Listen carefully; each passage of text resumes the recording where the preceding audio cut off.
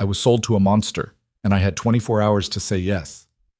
That's the reality 19-year-old Lena Hayes faces when her father drags her from her ordinary American life straight into the heart of Italy's underworld. One moment, she's planning college applications. The next, she's standing in a marble fortress, staring into the cold eyes of Victor Moretti, a crime lord who owns half the city and now claims to own her too. The deal is simple: become his wife or her father dies screaming. If you want to see how far desperation can push someone, stay until the end. Drop a comment with your city so I can see how far this story travels. Now let's begin. The plane touched down in Rome just after midnight, and Lena Hayes knew something was catastrophically wrong. Her father hadn't spoken in 6 hours, not since they'd boarded in Philadelphia, not during the layover in London, not even when the flight attendant asked if they wanted dinner. He just sat there, knuckles white around the armrest, staring at nothing while sweat beaded on his forehead despite the cabin's cool air. "Dad?" Lena tried again as they shuffled through customs. "What's happening? Why are we here?" Robert Hayes flinched like she'd struck him. Just stay close.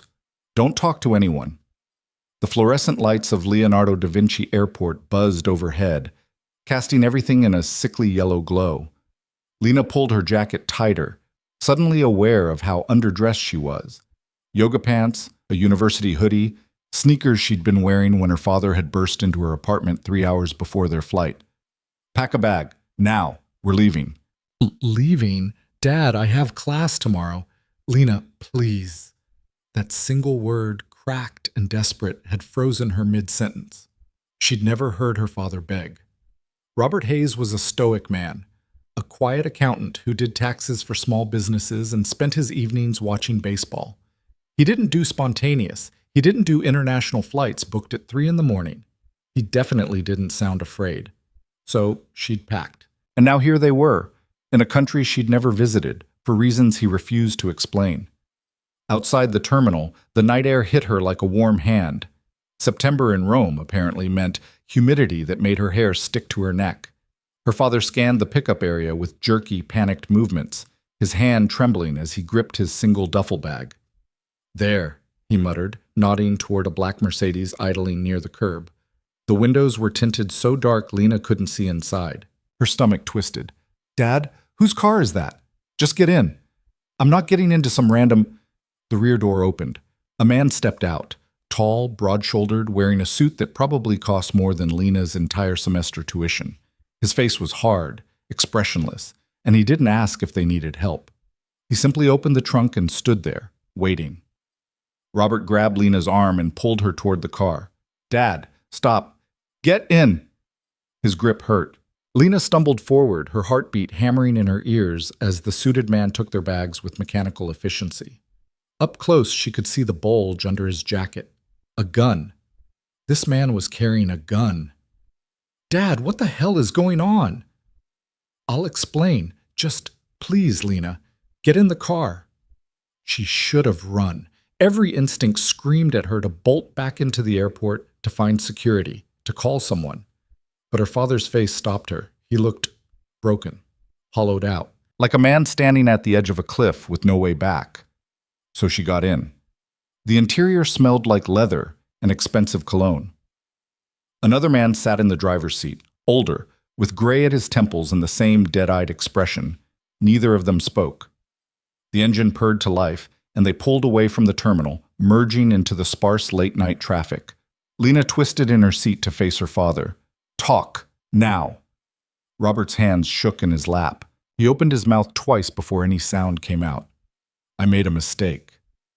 "What kind of mistake requires fleeing the country?" "A financial one." The words landed like stones. Lena stared at him, trying to process. "You're an accountant. You manage other people's money. What did you—" "I borrowed from the wrong people." Silence. The city lights blurred past the window. Ancient buildings pressed against modern ones, shuttered shops and late-night cafes, beautiful and foreign and utterly terrifying. "How much?" Lena's voice came out smaller than she intended. 300,000. The number punched the air from her lungs. Dollars? Euros.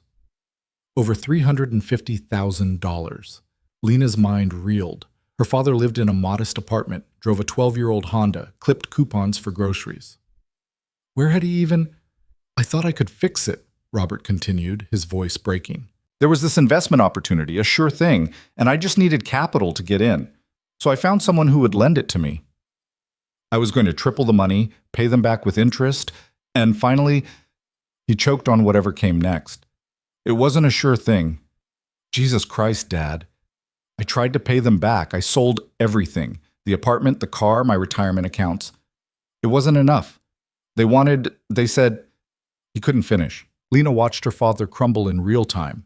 This man who'd raised her alone after her mother died, who'd worked 2 jobs to keep her in decent schools, who'd been so proud when she got her acceptance letter to university.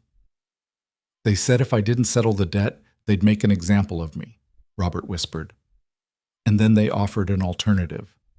The car turned off the main road onto something narrower, darker. Stone walls rose on either side, crowned with vegetation that spilled over like nature trying to reclaim the city. What alternative? Robert looked at her, and Lena saw something die in his eyes. You. The word hung in the air like a noose. Me, Lena repeated slowly. What does that mean, me?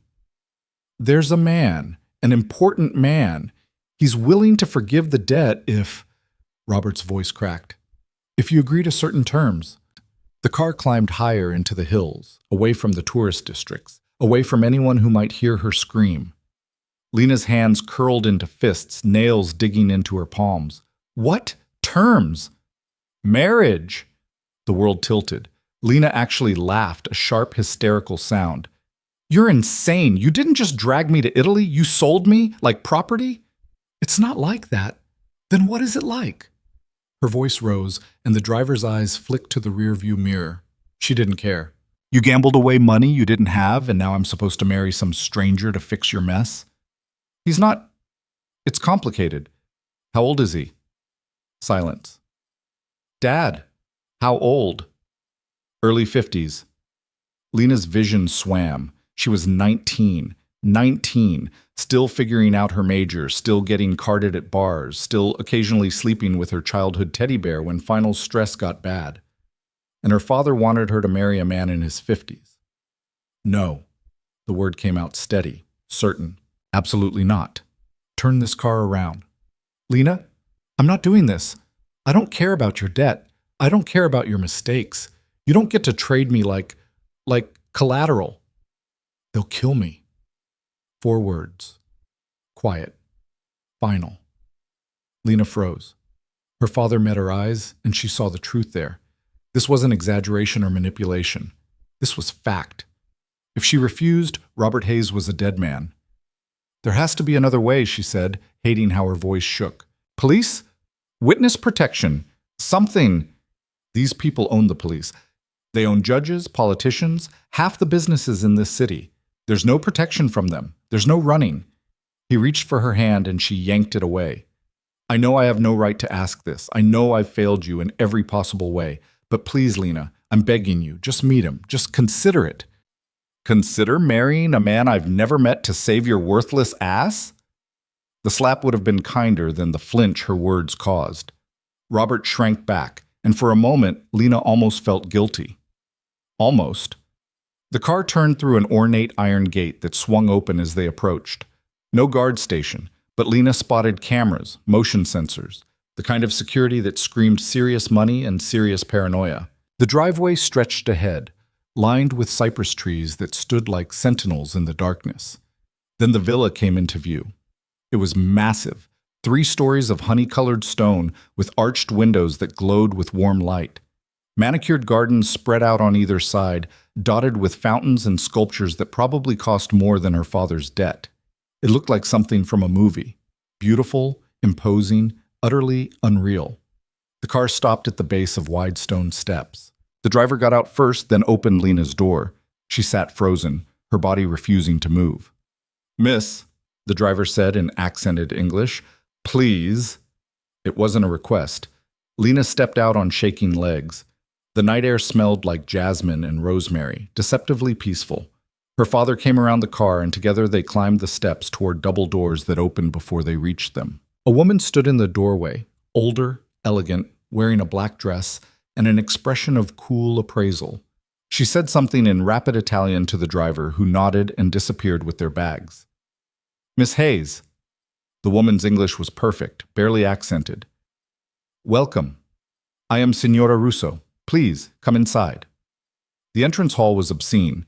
Marble floors, a chandelier that looked like it belonged in Versailles, artwork that might have been actual Renaissance pieces on the walls. Lena's sneakers squeaked on the polished stone, the sound jarring and out of place. "Don Moretti will see you shortly," Signora Russo said, already turning toward a hallway. "I will show you to the receiving room." Don Moretti. Even Lena, with her limited exposure to Italian culture, knew that title. Don. Not Mr., not Sir. Don. The word the Mafia used for their bosses. Her father had sold her to the mob. The receiving room was smaller than the entrance hall, but no less intimidating. Plush furniture in deep burgundy, more art, floor-to-ceiling windows that showed the lights of Rome spread out below like scattered diamonds. Signora Russo gestured for them to sit, then left without another word. Lena remained standing. "I want to leave." "Lena, now. We're leaving now. We can't. Watch me." She headed for the door, but her father caught her arm. "If you walk out that door, I'm dead by morning. Is that what you want? Don't put this on me." She whirled on him, tears burning her eyes. "You did this. You made these choices. I didn't ask to be born, and I sure as hell didn't ask to be your get-out-of-debt-free card." "I know." Robert's voice broke completely. "I know, and I'm sorry. I'm so sorry, sweetheart. But we're here now, and they're not going to let us leave until—" The door opened. Lena's words died in her throat. The man who entered was not what she'd expected. She'd pictured someone grotesque, obviously criminal, maybe fat and balding with gold chains and a cruel smile. Movie mob boss stuff. Victor Moretti was none of those things. He was tall, well over 6 feet, with the kind of build that suggested he still spent time in the gym despite his age. His hair was dark with distinguished threads of silver at the temples, slicked back in a style that should have looked dated but somehow didn't. He wore a charcoal suit tailored so precisely it might have been sewn onto him, with a black shirt underneath and no tie. His face was all sharp angles, strong jaw, prominent cheekbones, a nose that looked like it had been broken at least once. But it was his eyes that stopped her. Dark, almost black, they swept over Lena with an intensity that made her feel stripped bare. Not sexual, that would have been easier to process. This was assessment, calculation. Like she was a puzzle he was already solving. He said something in Italian, a dismissal. Signora Russo materialized from somewhere and gestured for Robert to follow her. "Wait, what?" Lena started, but her father was already moving, being ushered out of the room. The door closed. She was alone with him.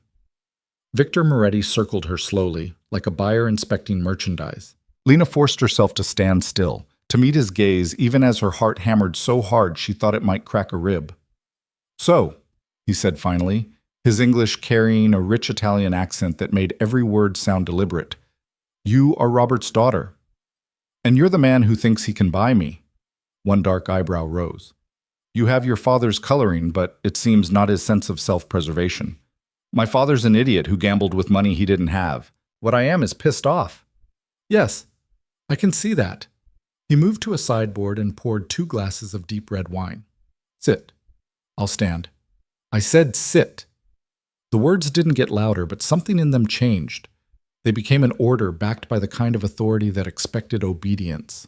Lena sat. Hated herself for it, but sat. Victor handed her one of the wine glasses. She didn't drink. He settled into the chair across from her, utterly relaxed, like they were discussing the weather instead of her future. "Your father owes me 300,000 euros.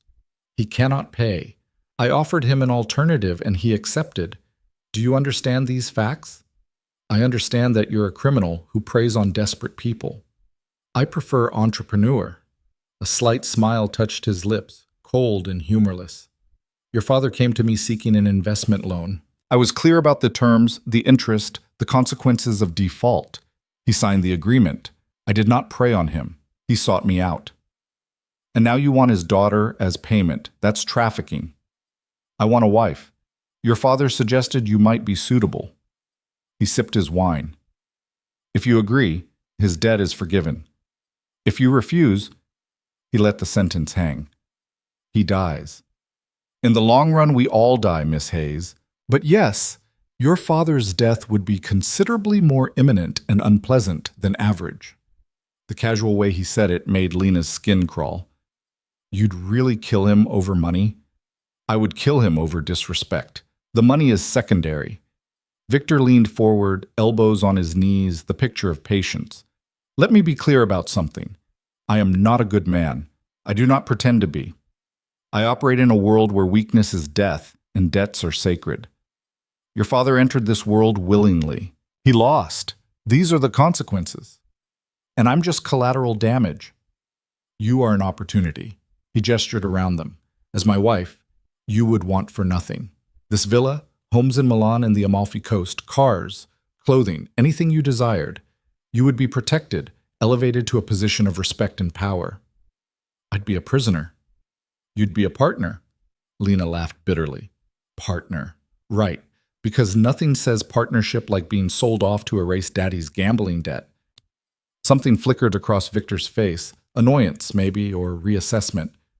You are educated? I was, before I got dragged here. University? Second year, English literature. She didn't know why she was answering, maybe because it felt like holding on to something real in this surreal nightmare. Interesting?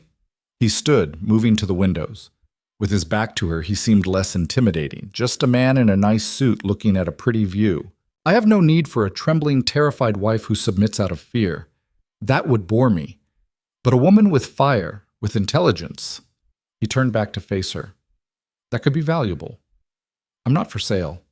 Everything is for sale, Miss Hayes. The only question is price. He crossed back to her, and Lena forced herself not to lean away as he stopped directly in front of her chair. Here is my offer.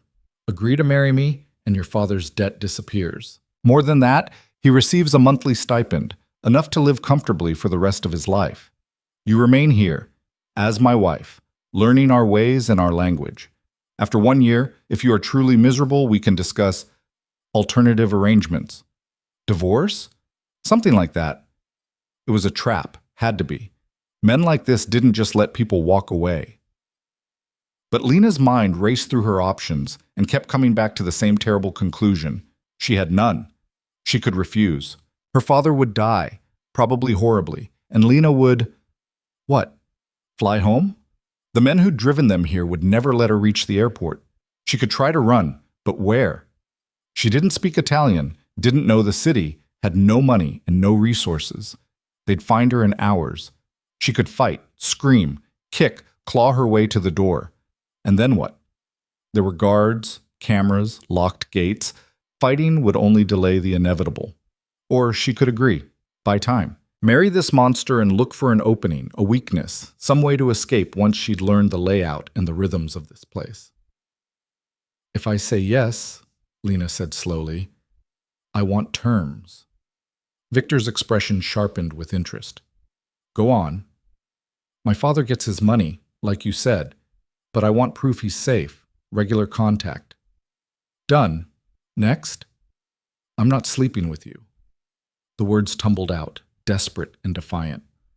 I don't care what marriage traditionally means. You don't touch me. Something dark passed through his eyes. That term may not be realistic long term, but I have no interest in forcing myself on an unwilling woman. You'll share my quarters but not my bed until you choose otherwise.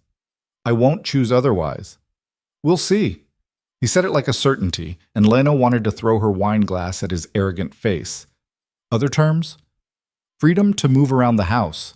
I'm not going to be locked in a room like some prisoner. The villa and grounds are yours to explore, with escort. The city beyond requires permission. Agreed? Each concession made it worse somehow, made it real. Lena swallowed hard. When? When what? When would the wedding be? 3 days.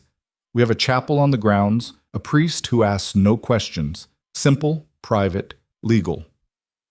3 days to prepare to marry a stranger. 3 days before her life stopped being her own. And if I refuse? She asked quietly. If I say no, what happens to me? Victor tilted his head, considering. You leave with your father. You're placed on the first plane to America, and within a week Robert Hayes is found in pieces in a dozen different locations. Nausea rolled through her stomach. You're a monster. Yes, he didn't even flinch. But I'm a monster who keeps my promises. Agree to this marriage, and I promise your father lives. I promise you'll be protected, provided for, treated with respect as my wife. I will not abuse you. I will not force you, but I will expect loyalty, discretion, and eventually, his eyes traveled over her deliberately. Cooperation. Cooperation. The word tasted like ash. We both know how this ends, Lena. He used her first name for the first time, and she hated how intimate it sounded in his accent. You agree because you have no real choice. I accept because you're young, beautiful, and intelligent enough to be useful. We make the best of an imperfect situation. Who knows? You might even find aspects of this life appealing. I'll hate you. The words came out venomous. Every single day I'll hate you. Hate me then. As long as you stand beside me when it matters, your feelings are your own. He extended his hand like they were concluding a business deal. Lena stared at it, strong, tanned, with a scar across the knuckles that told stories she didn't want to know. This was it, the moment. Say yes and become Mrs. Victor Moretti, property of a crime lord.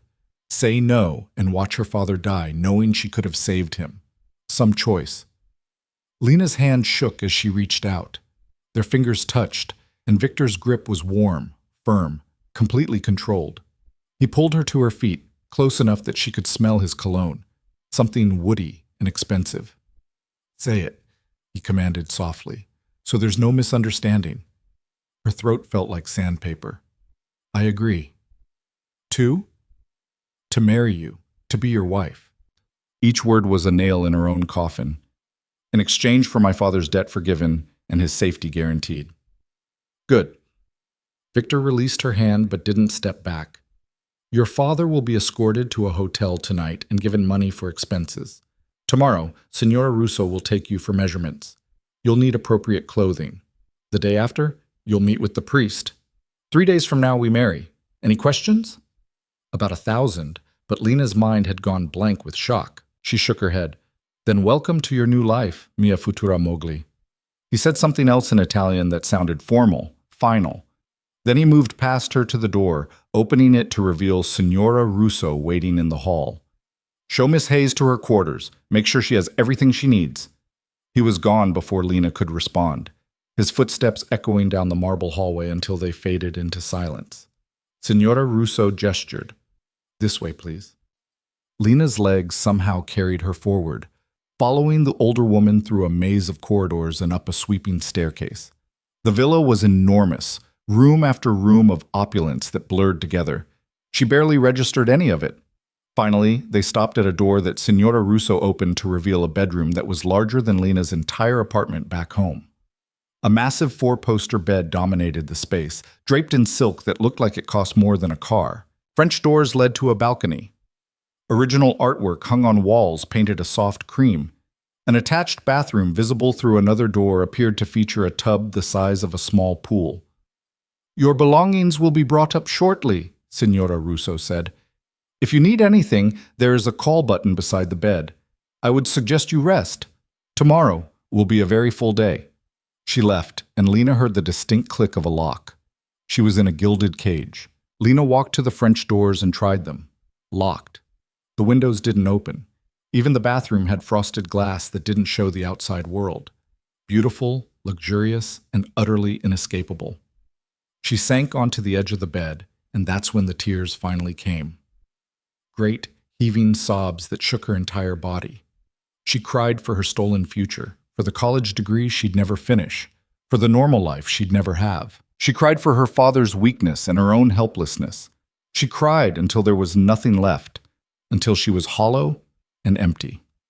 The bedside clock read 3:47 a.m. when she finally stopped. Somewhere below she heard voices, men speaking Italian in low tones, guards probably, making sure she didn't try anything stupid.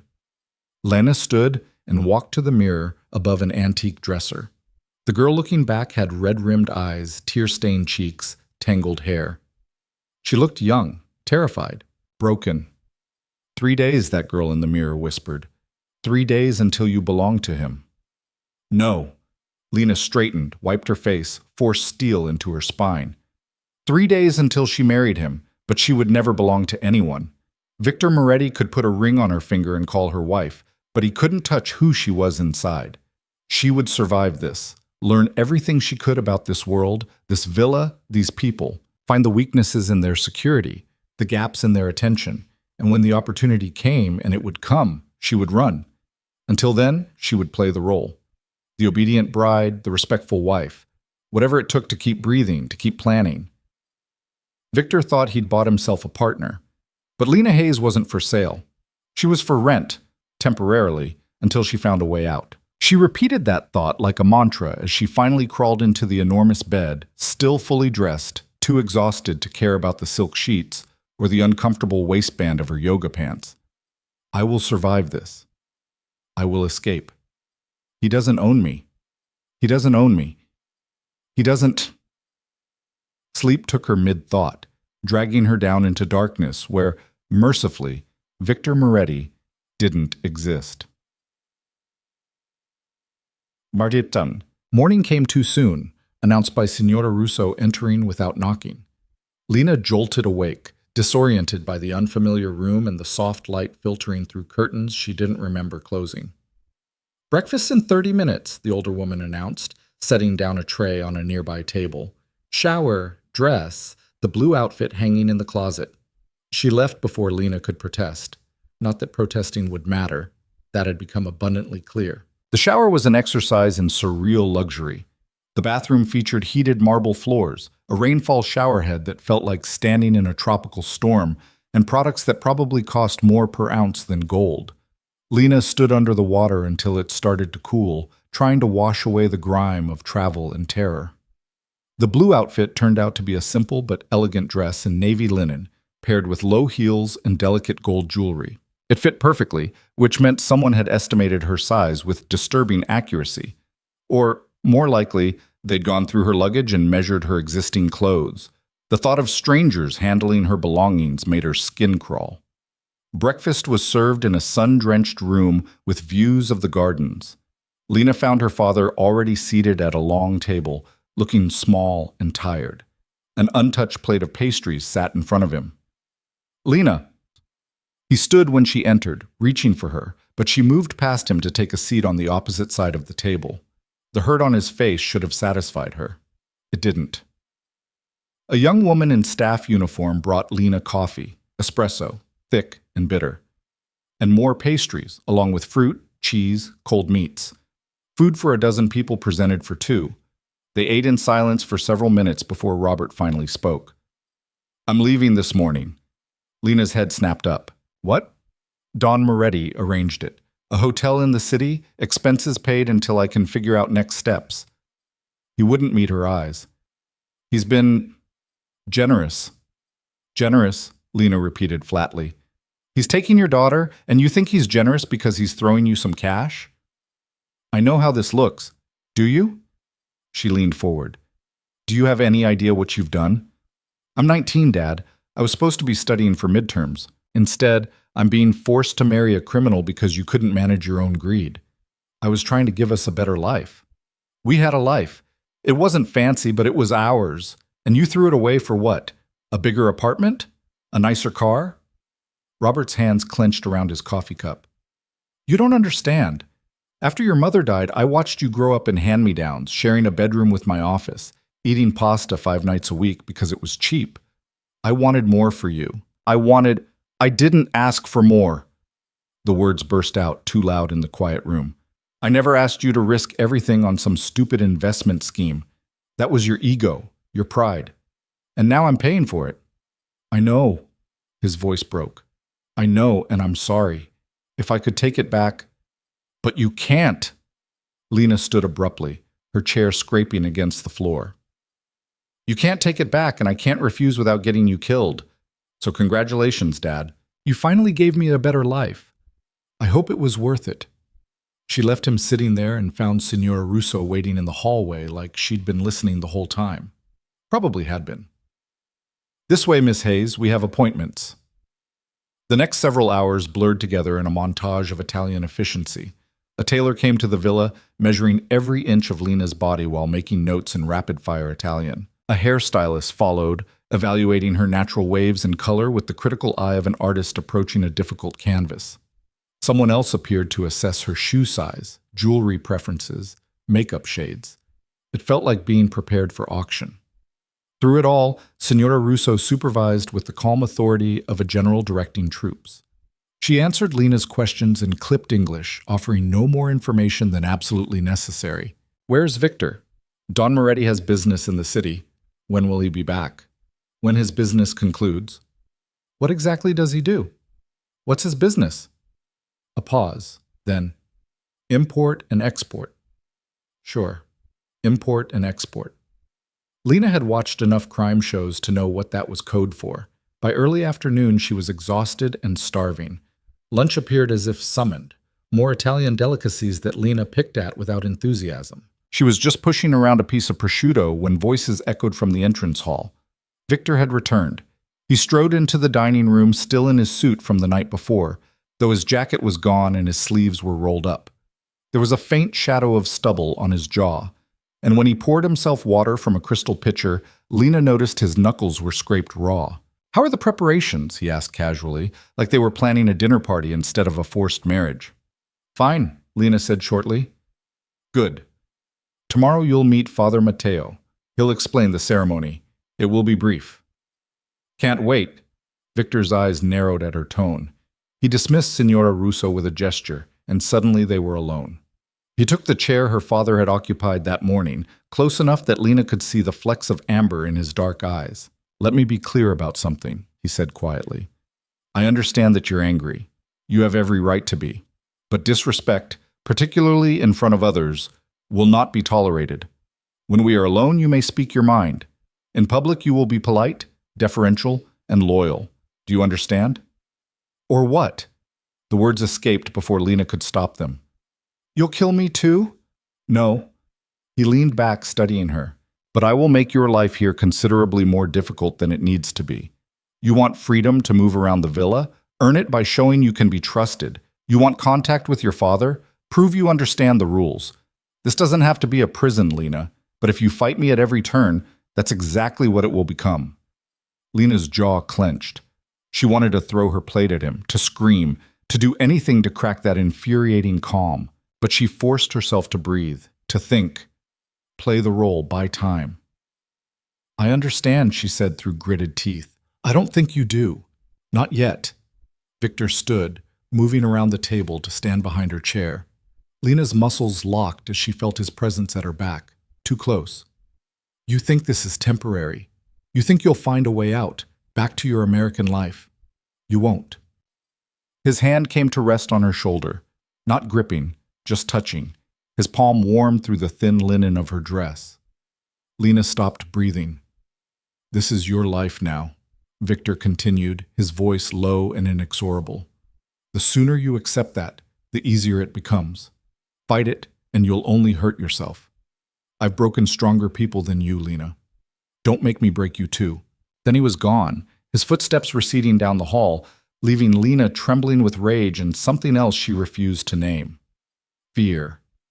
For the first time since this nightmare began, real fear settled into her bones. Because Victor Moretti wasn't bluffing. He wasn't some movie villain who would monologue about his plans and leave an obvious escape route. He was a man who'd built an empire on violence and control, and he'd just made it clear that Lena was now part of that empire. Property. She sat frozen in that chair for long minutes before Signora Russo returned, politely informing her that the evening meal would be served at 8, dress code semi-formal, and Don Moretti expected her presence. Of course he did. The rest of the day passed in a hay-in. Lena retreated to her room, tested the doors and windows again, still locked, and tried to formulate some kind of plan. But every scenario ended the same way. Guards, guns, gates. No money, no passport. She'd checked her bag. It was gone. No way to even call for help. At 7:45, Signora Russo knocked and entered, carrying a dress. For dinner. It was deep emerald green, simple but elegant, with a neckline that showed just enough collarbone to be sophisticated. Lena put it on because refusing seemed pointless. The woman also brought jewelry, real gold, possibly real emeralds in the earrings, and watched with approval as Lena mechanically accessorized herself. "You look lovely," Signora Russo said, and Lena couldn't tell if there was sympathy in her voice or just professional satisfaction. Dinner was served in a different room, smaller and more intimate, with only 2 place settings at a table clearly meant for 12. Victor was already there, changed into dark slacks and a crisp white shirt that somehow made him look both civilized and dangerous. He stood when she entered. "Beautiful." Lena sat without responding. The meal was exquisite. Multiple courses of things Lena couldn't identify, but that tasted like heaven. She ate mechanically, aware of Victor watching her between bites. "Tell me about yourself," he said eventually. "Why?" "Because you're about to become my wife. I'd like to know who I'm marrying." "You're marrying a 19-year-old college student who likes books and hates you. There, done." A slight smile. "What kind of books?" "The kind that let me escape reality." "Ah, fantasy. Sometimes, classics mostly. Austen, the Brontes, George Eliot. Romantics. Women who wrote about being trapped in impossible situations and finding ways to survive. Turns out that's pretty relevant now." Victor's smile widened. "You think you're Jane Eyre? The poor governess who tames the brooding master?" "I think I'm Jane Eyre locked in the attic by Rochester, the madwoman no one wants to acknowledge." "Then let's hope you don't burn down the house." Was he actually making a literary joke? Lena stared at him, trying to reconcile this man, cultured, educated, apparently well-read, with the criminal who'd threatened to chop her father into pieces. "You're surprised," Victor observed. "You thought I was just a thug. Aren't you? I'm many things. Yes, I've killed people. Yes, I've hurt people. But I've also built businesses, employed thousands, supported communities. The world isn't as simple as good and evil, Lena. It's mostly just power and the willingness to use it. That's a convenient philosophy for someone who traffics women." "I don't traffic women. I marry them." He sipped his wine. "There's a difference." "Not from where I'm sitting." "Then let me explain where you're sitting." Victor set down his glass with careful precision. "You are about to become one of the most protected women in Italy. My name carries weight, fear, respect, influence. No one will dare harm you. No one will dare insult you. You'll want for nothing material, and in return, all I ask is loyalty and discretion." "And my body?" "Eventually." "Yes." He didn't even have the grace to look ashamed. "I'm not a monk, Lena. And you're a beautiful woman, but as I said, I have no interest in force. When you come to my bed, it will be because you choose to." "Never happening." "We'll see." That certainty again. It made Lena want to prove him wrong so badly her teeth ached. They finished the meal in tense silence. Afterward, Victor stood and extended his hand. "Walk with me." It wasn't a question. Lena took his hand because refusing seemed like the kind of public disrespect he'd warned against, and she needed to pick her battles. He led her through the villa and out into the gardens. Night had fallen, and the grounds were illuminated by subtle lighting that made the fountains glow and cast romantic shadows among the hedges. It should have been beautiful. Instead, it felt like a gilded cage with better landscaping. "Tomorrow," Victor said as they walked, "you'll meet Father Matteo. He's been with my family for years. Trust him." "I don't trust anyone here." "Fair enough, but he'll answer your questions about the ceremony, about what's expected." "What is expected? Besides the obvious." Victor stopped by a fountain, watching water cascade over stone. "You'll stand beside me. Say the words, wear the ring. After, there will be a small dinner with my closest associates, men you'll need to recognize and respect. Then we'll retire to my quarters." Lena's stomach dropped. "You said to sleep, in separate rooms within the suite." He turned to face her. "I keep my promises, Lena. You won't share my bed until you're ready." "And if I'm never ready?" "Then we'll have a very long celibate marriage." He said it lightly, but something in his expression suggested he didn't believe that outcome for a second. They walked further, and Lena realized they'd reached the edge of the property. A high stone wall ran along the perimeter, topped with something that glinted in the moonlight. Glass? No, razor wire, decorative but deadly. Don't even think about it, Victor said quietly. About what? Climbing over. The wall is electrified. Even if you made it, there are guards, cameras, motion sensors. You'd be caught before you reach the main road. Sounds like a prison. Sounds like security. I have enemies, Lena. People who would love to hurt me by hurting what's mine. These measures keep you safe. I was safe in Philadelphia. Were you? He turned to her, and in the low light his face looked almost gentle. Your father's debt would have followed you there eventually. His creditors would have found you, used you to pressure him. At least here, you are protected. Protected and owned. Yes. No apology, no justification, just brutal honesty. They stood there in the garden, the sound of the fountain filling the silence between them. Lena searched Victor's face for something, regret, shame, anything human. But all she saw was that calculating assessment, like she was a problem he was determined to solve. It's late, he finally said. You should rest. Tomorrow is another long day. He walked her back to her room, and this time Lena noticed the guard stationed subtly at the end of the hallway. Young, alert, definitely armed. More decoration for her gilded cage. At her door, Victor paused. Sleep well, mia futura mogli. What does that mean? My future wife. He reached out and tucked a strand of hair behind her ear, the gesture startlingly intimate. 2 more days, Lena. Then you'll be mine in truth. He left her there, and Lena entered her beautiful prison, hearing the lock click behind her. 2 more days. 48 hours until she became Mrs. Victor Moretti. And still no plan, no escape, no hope. Lena stood at the window looking out at the twinkling lights of Rome in the distance. Freedom was right there, visible but untouchable. Like everything else in this nightmare. She pressed her palm against the glass, and for the first time since childhood, she prayed. Not to any specific deity, she wasn't sure she believed anymore, but to the universe, to fate, to anything listening. Please, help me find a way out, please. The glass stayed cold against her skin, and the city lights kept twinkling, and no answer came. The morning arrived with brutal efficiency. Lena hadn't slept, just stared at the ceiling until gray light began filtering through the curtains, counting down the hours until her life officially ended. 41 hours now. Less than 2 days. Signora Russo appeared at 7 sharp, already dressed and composed, carrying a breakfast tray that Lena ignored. Father Matteo will be here at 9, the older woman announced, setting down the tray with a pointed look at the untouched food. You should eat something. I'm not hungry. Eat anyway. Fainting during your wedding preparations would be, inconvenient.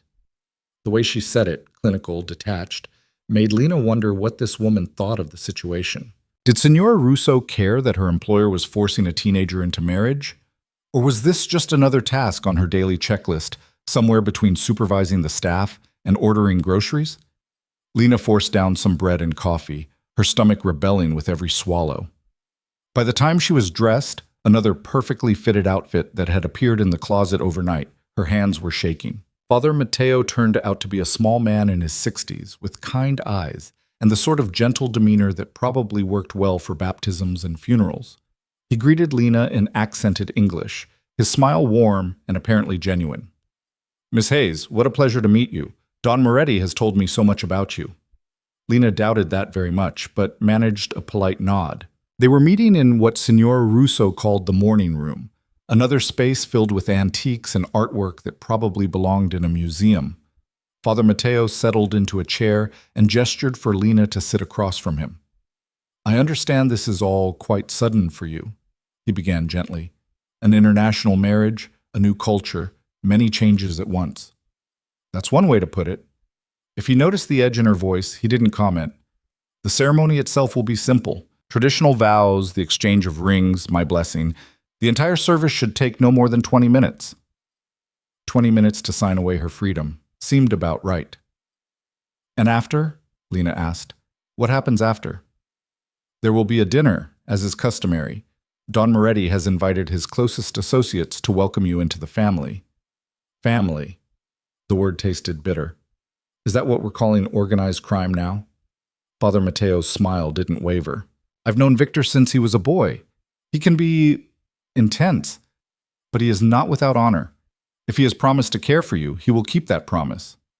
He promised not to force me into bed. That's a pretty low bar for honor. Perhaps. The priest folded his hands in his lap. But it is more than many men in his position would offer. Victor Moretti is a complicated man, Miss Hayes. Capable of great violence, yes, but also great loyalty. If you are his wife, he will protect you with his life. I don't want his protection. I want my freedom. We rarely get what we want in this life. We get what we're given, and we make the best of it. Father Mateo leaned forward, his voice dropping. I cannot change your circumstances, but I can tell you that many women would consider themselves fortunate to marry a man of Don Moretti's wealth and influence. Then maybe he should marry one of them instead of me. The priest sighed. You have fire, that's good. You'll need it.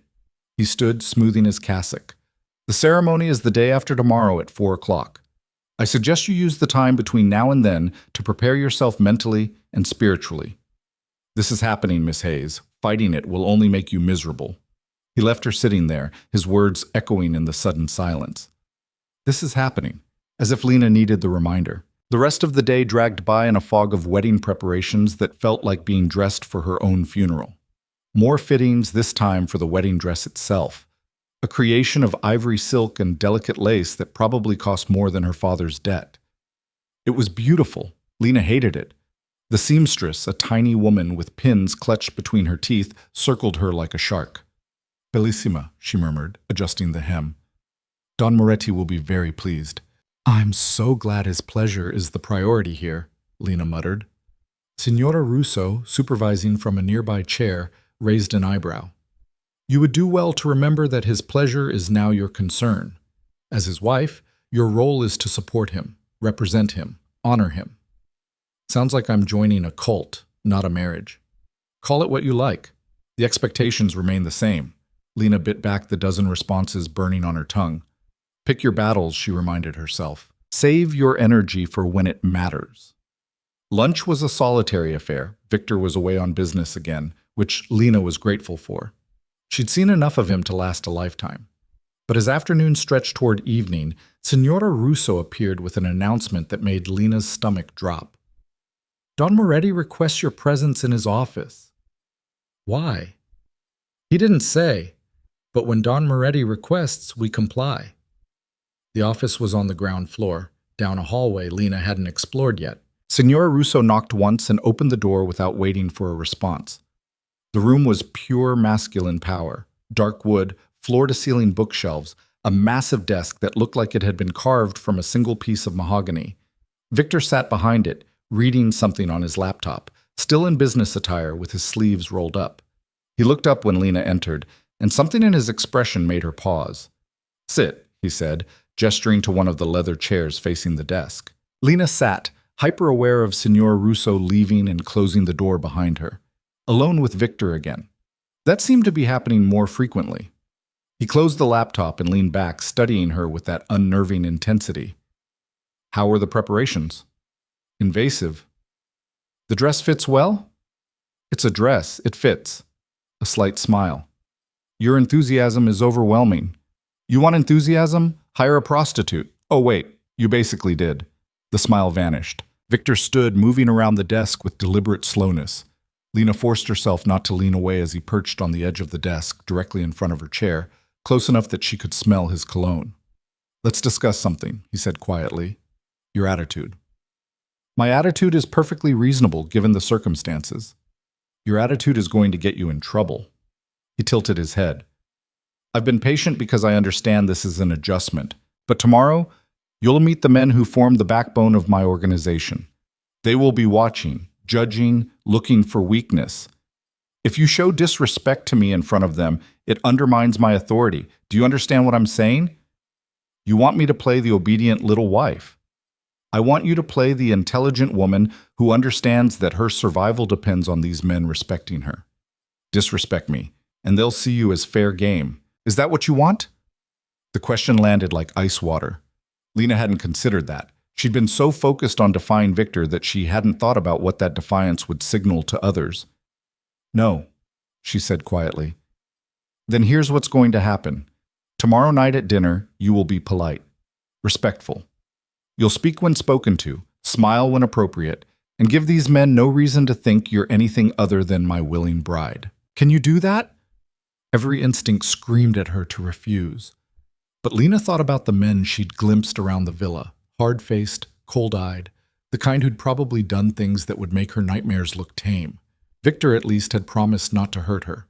The others had made no such promises. I can do that, she said. Good.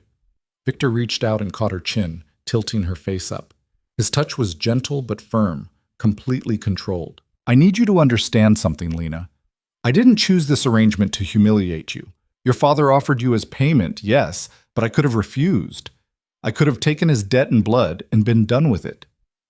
Then why didn't you? Because when I met you, I saw something useful. Fire, intelligence, strength underneath the fear. His thumb brushed along her jawline, the gesture almost tender. I don't need a cowering victim. I need a partner who can stand beside me and hold her own. You have the potential to be that, but only if you stop fighting long enough to learn. Learn what? How to survive in this world. How to use your position for power instead of letting it use you. He released her chin but didn't move away. You think you're a prisoner, but if you play this right, you'll have more freedom than most women dream of. Wealth, influence, protection. All you have to do is stop seeing this as a cage and start seeing it as an opportunity. Lena laughed bitterly. An opportunity. Right, because being sold to a crime lord is every girl's dream. Many women would kill for the chance to marry into this family. Then they're welcome to it. Victor's jaw tightened. You're exhausting, you know that? Good. Maybe you'll get tired of me and let me go. Not happening. He stood, moving back around his desk. You're mine now, Lena. The sooner you accept that, the easier this becomes. Tomorrow night, I expect you to be on your best behavior. The night after, we marry. And then we'll see what kind of wife you really are. Dismissed. Lena stood on shaking legs and headed for the door, but Victor's voice stopped her. Lena. She turned. He was watching her with an expression she couldn't read, something between frustration and fascination. Don't make me regret this, he said quietly. I chose you for a reason. Don't prove me wrong. She left without answering, her heart pounding against her ribs. That night, sleep was impossible. Lena paced her room like a caged animal, testing the doors and windows for the 100th time, searching for any weakness in her prison. There was none. Victor's security was absolute. By dawn, she'd made a decision. She would play along. Not because she'd given up, never that, but because open defiance wasn't working. If she wanted to escape, she needed to earn trust first. Make them think she was adjusting, accepting, becoming the obedient wife Victor wanted. And then, when they least expected it, she'd run. The wedding dinner loomed ahead like an execution. Lena spent the day in a numb haze as staff prepared the villa for the evening's event. Flowers arrived by the truckload, white roses, orchids, arrangements that looked like they belonged at a royal wedding. The dining room was transformed into something out of a fairy tale, all candlelight and crystal and enough food to feed an army. At 6, Signora Russo arrived with yet another dress. This one was deep burgundy, fitted through the bodice and flowing from the waist, with a neckline that showed just enough skin to be alluring without being inappropriate. Diamond earrings and a matching bracelet completed the look. You look like a Dawn's bride, Signora Russo said with approval. Lena looked like a sacrifice dressed for the altar, but she kept that thought to herself. Victor was waiting at the bottom of the stairs when she descended at 7. He changed into a black suit with a burgundy tie that matched her dress, coordinated, like they were actually a couple instead of captor and captive. When he saw her, something flickered in his eyes. Appreciation, possession, maybe both. Beautiful, he murmured, offering his arm. Ready? No, never. But Lena placed her hand on his arm, because refusing would defeat the purpose of tonight's performance. Remember, Victor said quietly as they walked toward the dining room. Polite, respectful. Let me do most of the talking, but engage when spoken to directly. These men are dangerous, Lena. Don't give them reason to see you as weak. The dining room was already full. 8 men stood as Victor entered, and Lena felt their eyes rake over her with varying degrees of interest and assessment. They were all older, 40s to 60s, wearing expensive suits and watches that cost more than cars. The kind of men who smiled with their mouths but not their eyes. "Gentlemen," Victor said smoothly, his hand settling possessively on Lena's lower back, "allow me to introduce my fiancée, Lena Hayes. Lena, these are my closest associates and advisors." He went around the room, introducing each man. Marco, his second in command, with silver hair and a scar bisecting his left eyebrow. Giovanni, who handled logistics, short and stocky with cold blue eyes. Dante, finances, tall and thin like a blade. The names blurred together, but Lena forced herself to smile, to nod, to murmur polite greetings in English that they returned with accented courtesy. They were all watching her, judging, trying to figure out who she was and what she meant to Victor. Dinner began with a toast. Marco raised his glass, his Italian rapid and fluid, but Lena caught Victor's name and her own. Something about fortune and family. Everyone drank and Lena sipped her wine, trying not to choke on the irony. The meal itself was spectacular, course after course of Italian cuisine that should have been delicious but tasted like sawdust in Lena's mouth. She picked at her food, hyper-aware of Victor beside her, his presence a constant reminder of her new reality. The conversation flowed in Italian, too fast for Lena to follow. But periodically, someone would address her directly in English, and she'd force herself to respond with the careful politeness Victor had demanded. "How are you finding Italy, Miss Hayes?" Giovanni asked during the third course. "It's beautiful," Lena said, the lie smooth as glass. "Very different from home, but beautiful." "And you're not frightened? To be so far from America?" Trap question. Lena could feel it. She glanced at Victor, who was watching her with that calculating expression. "I'm adjusting," she'd said carefully. "Victor has been very welcoming." "Has he?" Marco laughed, the sound not entirely friendly. "Our Don can be quite intense. I hope he's not overwhelming you." "Not at all. He's been a perfect gentleman." Victor's hand found hers under the table, squeezing once. Approval, maybe. Or warning. Dante leaned forward, his eyes sharp. "Tell me, Miss Hayes, what do you think of our way of life here? It must be quite shocking to someone from your background." Another trap. Lena set down her fork, meeting his gaze directly. "I think every culture has its own rules and traditions. I'm here to learn yours." A diplomatic answer, Dante observed. "But do you approve?" "I approve of loyalty," Lena said, pulling from something Victor had said earlier. "And from what I understand, that's the foundation of everything here. Loyalty and respect." Several of the men exchanged glances. Marco's expression shifted into something that might have been grudging respect. "Smart girl," he said to Victor in English. "Where did you find her?" "She found me," Victor replied smoothly. "Or rather, her father did. But the moment I met Lena, I knew she was special." Lies. All lies. But delivered with such conviction that even Lena almost believed them. The conversation shifted back to Italian, but Lena noticed the men watching her with less suspicion now. She'd passed some test she hadn't known she was taking. As the meal wound down, Marco stood, raising his glass again. This time, he spoke in English. "To Don Moretti and his bride. May your union be long, prosperous, and filled with strong sons to carry on the family name." Everyone drank. Lena forced down her wine, trying not to think about the implications of strong sons. The idea of being pregnant with Victor's child made her want to vomit. After dinner, the men retired to Victor's office for cigars and business talk.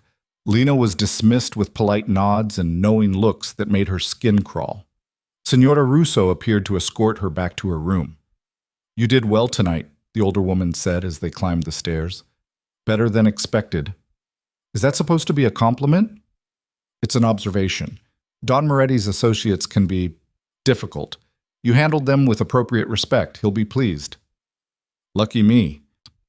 Back in her room, Lena tore off the dress and jewelry, scrubbing her face clean of makeup like she could wash away the evening itself. She'd played her part, smiled and nodded and said all the right things, and she'd hated every second of it. But it had worked. She'd seen the shift in how those men looked at her, from curiosity to cautious acceptance. If she kept this up, if she convinced them she was adjusting, maybe they'd lower their guard. Maybe she'd find an opening. She was still awake when she heard footsteps in the hallway, sometime after midnight. Victor's voice, low and pleased, speaking to someone in Italian. Then silence. Tomorrow was her wedding day. Lena stood at the window watching the dark gardens below. Somewhere beyond those walls was freedom, Rome, the airport, home. It felt impossibly far away. One more day, she whispered to her reflection. Just survive one more day. Morning came too fast. Lena woke to find Signora Russo already in her room, throwing open curtains to let in brilliant sunshine. Your wedding day, the woman announced with what might have been genuine warmth. Time to begin preparations. The next several hours were a blur of activity. Hair and makeup artists arrived, transforming Lena into someone she barely recognized. Her hair was swept up in an elegant twist, with delicate curls framing her face. The makeup was subtle but flawless. She looked older, sophisticated, beautiful in a way that felt like wearing someone else's face. Then came the dress. It took 3 people to get her into it. The silk whispered against her skin, cool and expensive. The lace overlay caught the light, making her shimmer. When they finally let her look in the mirror, Lena barely recognized herself. She looked like a bride, a real bride, happy and glowing, ready to marry the man she loved. The illusion was perfect and completely false. Bellissima, the seamstress breathed, like a princess. More like a prisoner in a pretty cage, Lena thought, but kept her expression neutral. At 3:30, Signora Russo returned. It's time. The chapel was in the villa's east wing, a small stone building that looked like it had been standing for centuries. Inside, afternoon light filtered through stained glass windows, painting everything in jewel tones. Flowers covered every surface, those white roses and orchids Lena had seen yesterday, arranged with artistic precision. And at the front, beside Father Matteo, stood Victor. He'd traded his usual dark suits for something even more formal, charcoal gray with subtle pinstripes, a vest, a silver tie. He looked powerful, dangerous, and completely in control. When he saw Lena enter, his expression shifted into something that might have been genuine admiration. The walk down the aisle felt like a death march. Lena's heels clicked on the stone floor, each step bringing her closer to the point of no return. The chapel was empty except for the same 8 men from last night, serving as witnesses to this travesty. Victor extended his hand when she reached him. Lena took it because she had no choice, his fingers warm and steady around hers. Father Matteo began speaking in Italian, his voice echoing in the small space. Lena understood none of it, just let the words wash over her while her mind screamed. This was happening, actually happening. In minutes, she'd be married to this man, bound to him legally, and probably trapped forever. The vows, Father Matteo said in English, nodding to Victor. Victor turned to face her fully, still holding her hand. He began speaking in Italian, his voice low and steady, his eyes never leaving hers. The words were incomprehensible to Lena, but the tone was clear, solemn, binding, final. Then Father Matteo looked at her. And now, Miss Hayes, if you would repeat after me. This was it, the moment of choice that wasn't really a choice at all. The priest began speaking slowly in Italian, pausing after each phrase for Lena to repeat. She stumbled through the unfamiliar words, her accent probably atrocious, but she got through them. Promises she didn't understand in a language she couldn't speak, binding her to a man she didn't love. The rings, Father Matteo prompted. Marco stepped forward, presenting a small velvet box. Inside were 2 bands, one clearly masculine, heavy platinum, the other more delicate but still substantial, with diamonds that caught the light like captured stars. Victor took the smaller ring and reached for Lena's left hand. His fingers were steady as he slid the band onto her ring finger, the metal cool against her skin. With this ring, he said in English, clearly for her benefit, I bind myself to you. What's mine is yours. My protection, my name, my life. Then it was her turn. Lena's hand shook as she took the larger ring and reached for Victor's hand. Up close, she could see old scars on his knuckles, marks of violence she didn't want to think about. Repeat after me, Father Matteo said gently, giving her the English version. With this ring, I bind myself to you. With this ring, I bind myself to you, Lena whispered. What's mine is yours. What's mine is yours. She had nothing. No money, no freedom, nothing but the clothes on her back, and those belonged to Victor now too. My loyalty, my trust, my life. The words stuck in her throat. Lena looked up at Victor, found him watching her with an expression she couldn't decipher. Not quite triumph, not quite tenderness. Something in between. My loyalty, she forced out. My trust. My life. The ring slid onto his finger. Too easy. Too final. I now pronounce you husband and wife, Father Matteo declared in English. Don Moretti, you may kiss your bride. Lena's heart stopped. She hadn't thought about this part. Kissing Victor, here in front of witnesses, sealing this mockery of a marriage with physical contact. Victor's hand came up to cup her face, gentle but inexorable. He leaned in slowly, giving her time to see it coming, to prepare. Or maybe to panic. Lena couldn't tell. His lips met hers softly at first, testing, then firmer, more insistent. Not forcing, but claiming. The kiss was skilled, controlled, and completely overwhelming. Lena's first instinct was to pull away, but Victor's hand on her face held her there, and some traitorous part of her brain registered that he tasted like mint and wine and something uniquely him. When he finally pulled back, Lena's lips were tingling and her breath was coming too fast. Victor's eyes were dark, satisfied, possessive. "Hello, wife," he murmured, just for her. The witnesses erupted in applause. Marco called out something in Italian that made the others laugh. Victor tucked Lena's hand into the crook of his arm and turned them to face their audience, his expression one of pure masculine satisfaction. It was done. Lena Hayes was now Lena Moretti, wife to one of Italy's most dangerous men, and she had absolutely no idea how to survive what came next. The reception dinner felt like an extension of the nightmare, except now Lena wore a ring that caught the candlelight with every movement, a constant reminder of what she'd just done. Victor kept her close, his hand never leaving the small of her back as they moved through the transformed dining room where their wedding guests waited. The same 8 men from the previous night had been joined by their wives, women who ranged from Lena's age to their 50s, all dripping in jewelry and designer clothes, all watching her with expressions that varied from curiosity to barely concealed pity. Lena wondered which of them had been in her position once, sold or traded or forced into this world of marble floors and blood money. "Smile," Victor murmured in her ear as they approached the head table. "You look like you're attending a funeral." "Feels appropriate," Lena muttered back, but she arranged her face into something resembling contentment. The dinner was even more elaborate than the night before. Course after course of exquisite food that Lena pushed around her plate while conversation swirled around her in rapid Italian.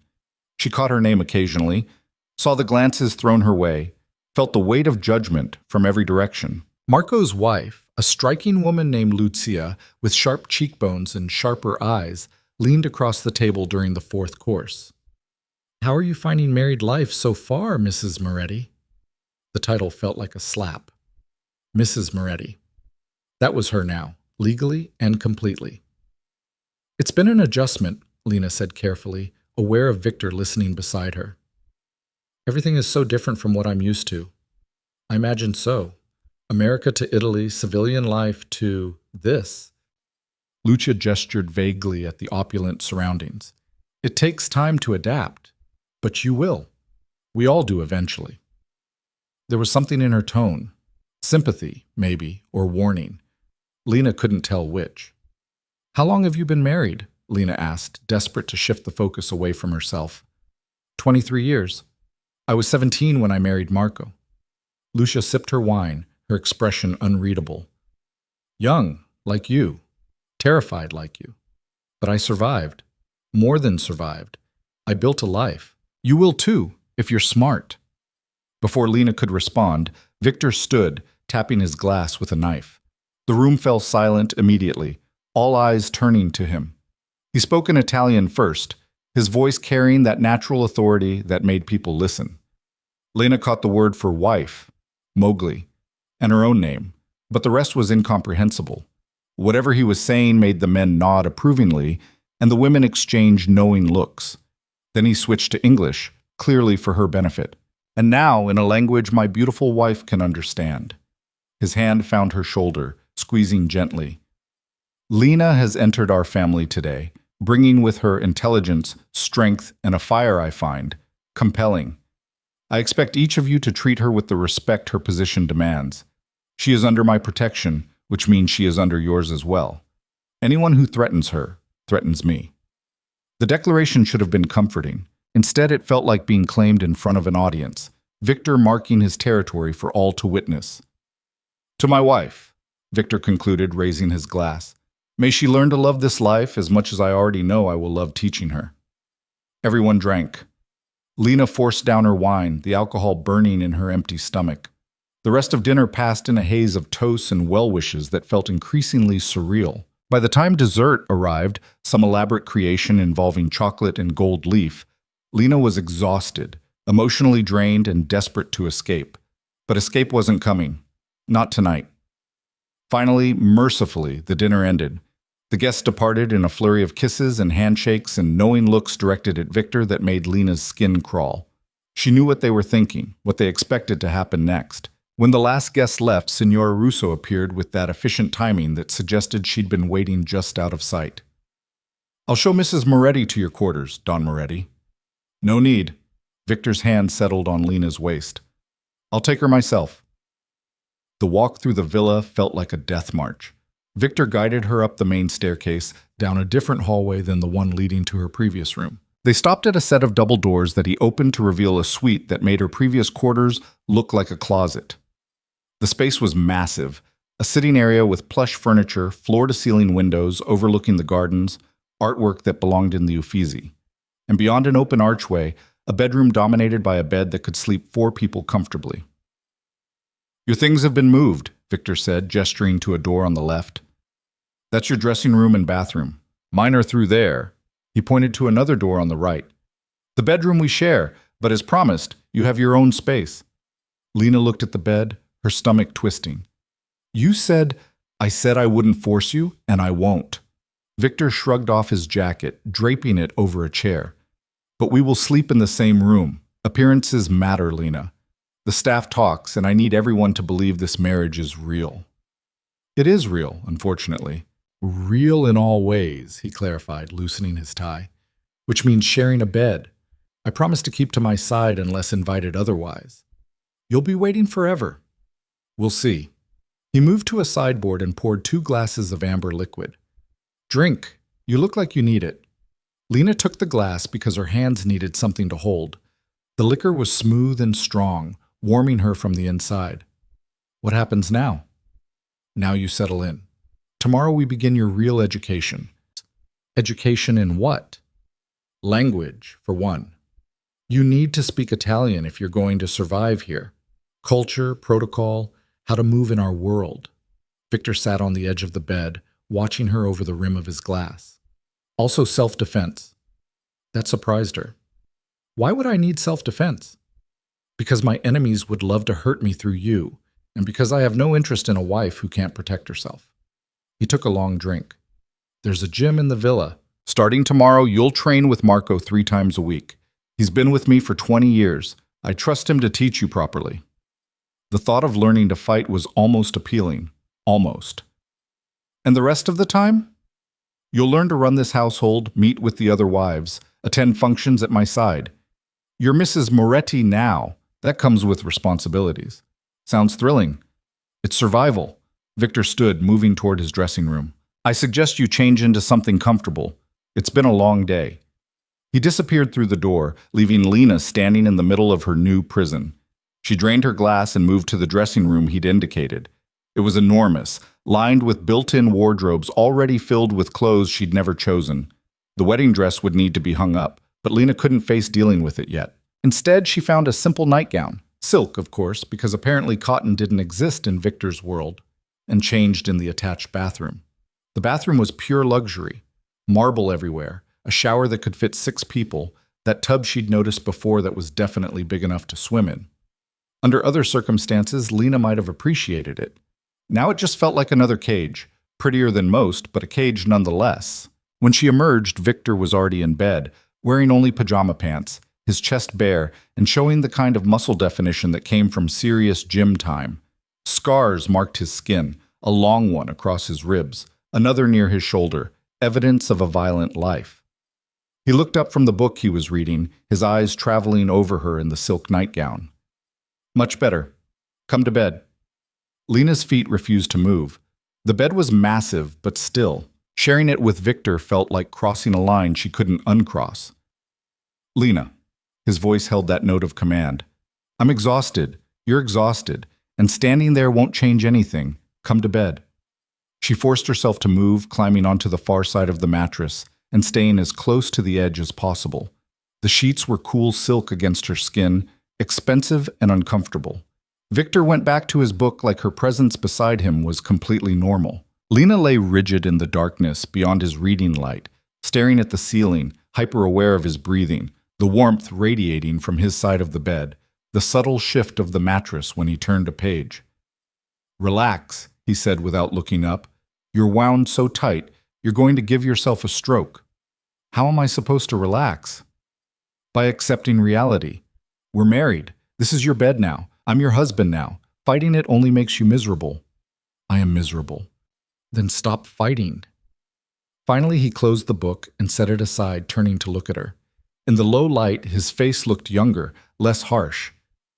I know you hate this. I know you hate me. But Lena, this is happening whether you accept it or not. The question is whether you're going to make yourself suffer the entire time. You're asking me to just give up?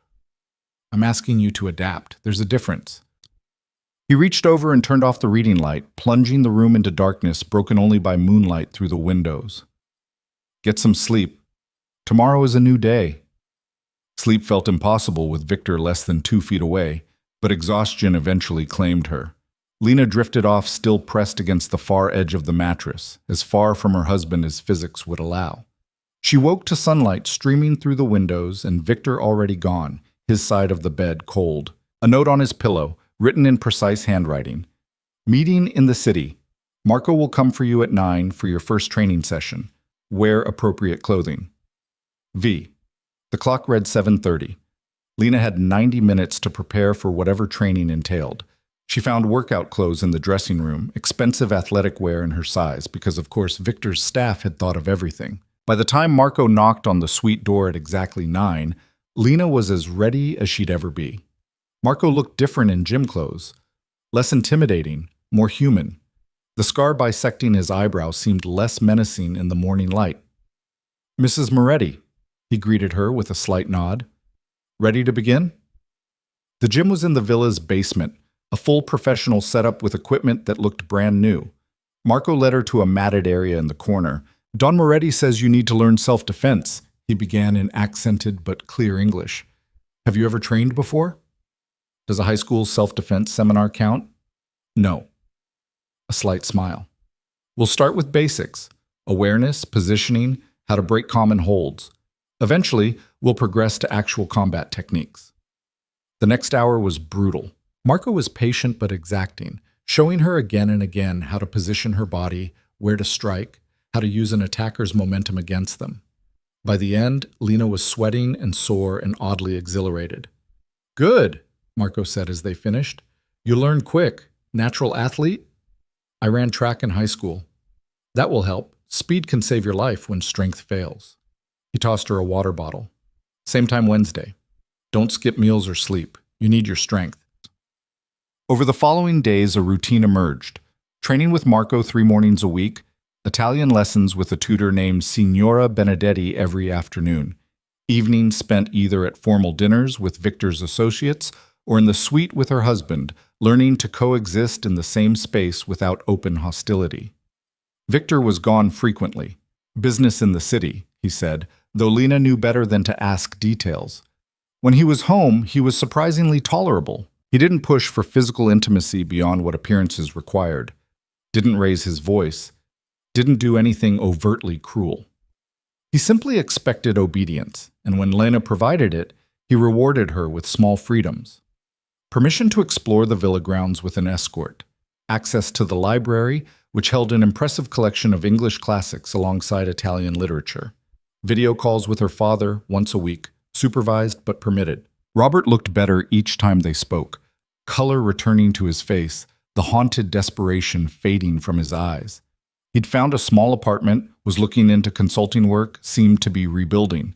The sight of him healing should have made Lena feel better. Instead, it made her furious that her sacrifice was working exactly as intended. 3 weeks into the marriage, Lena's Italian had progressed enough that she could follow basic conversations. The language was beautiful, she had to admit, even if learning it felt like another chain binding her to this life. She was in the library one afternoon, struggling through an Italian novel with the dictionary at her elbow, when Victor found her. "How's the reading?" he asked, settling into the chair across from her. "Slow. I know maybe 1 word in 3. "That's progress?" He gestured to the book. "Dante?" The Inferno felt appropriate.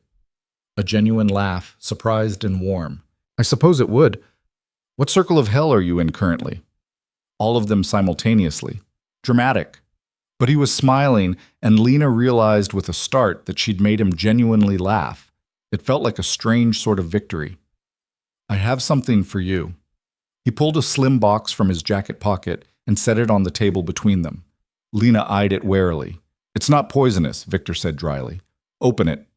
Inside was a smartphone, expensive and new. Lena's old phone had disappeared with her passport. "It's programmed with the villa's Wi-Fi," Victor explained. "You can call your father without supervision, check email, browse the internet, within reason." Within reason meaning you'll be monitoring everything? Meaning don't try to contact the American embassy or Google how to escape from the Italian Mafia. He said it lightly, but his eyes were serious. "This is trust, Lena. Don't make me regret it." Trust. Or a test to see if she'd betray him. Lena couldn't tell which. "Thank you," she said carefully, taking the phone. "You've earned it.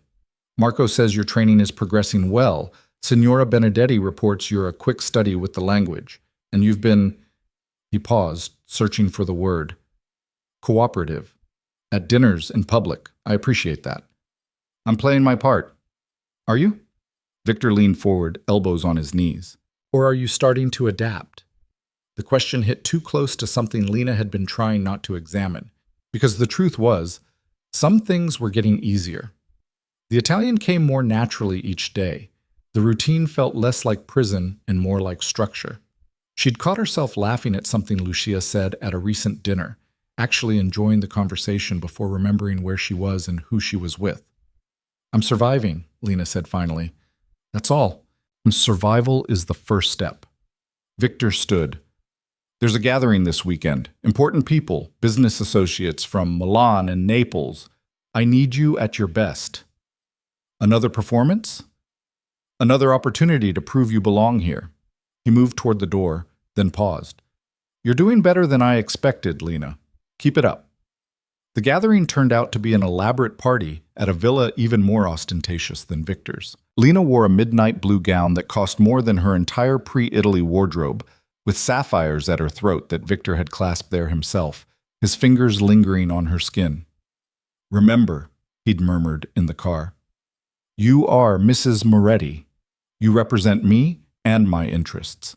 Be charming, be observant, and if anyone makes you uncomfortable, find me immediately." The party was overwhelming. Hundreds of people in formal wear, champagne flowing like water, conversations in rapid Italian that Lena struggled to follow. Victor kept her close at first, introducing her to a seemingly endless parade of wealthy, dangerous men and their wives. But eventually he was pulled away to discuss business, leaving Lena with Lucia and the other wives. They welcomed her into their circle with the practiced ease of women who'd done this dance many times before. "Your first real party," Lucia observed, pressing a champagne flute into Lena's hand. "How are you holding up?" "It's a lot."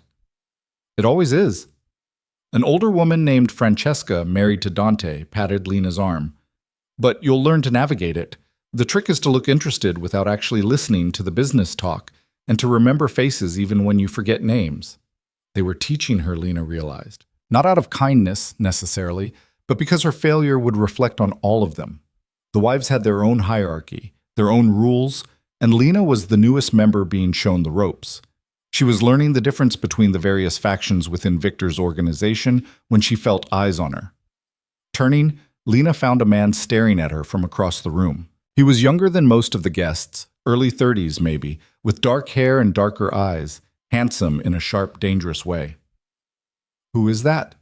Lena asked Lucia quietly. Lucia followed her gaze and her expression tightened. "That's Alessandro Conte. He runs operations in Naples, and you should stay very far away from him." "Why?" "Because he and Victor have history.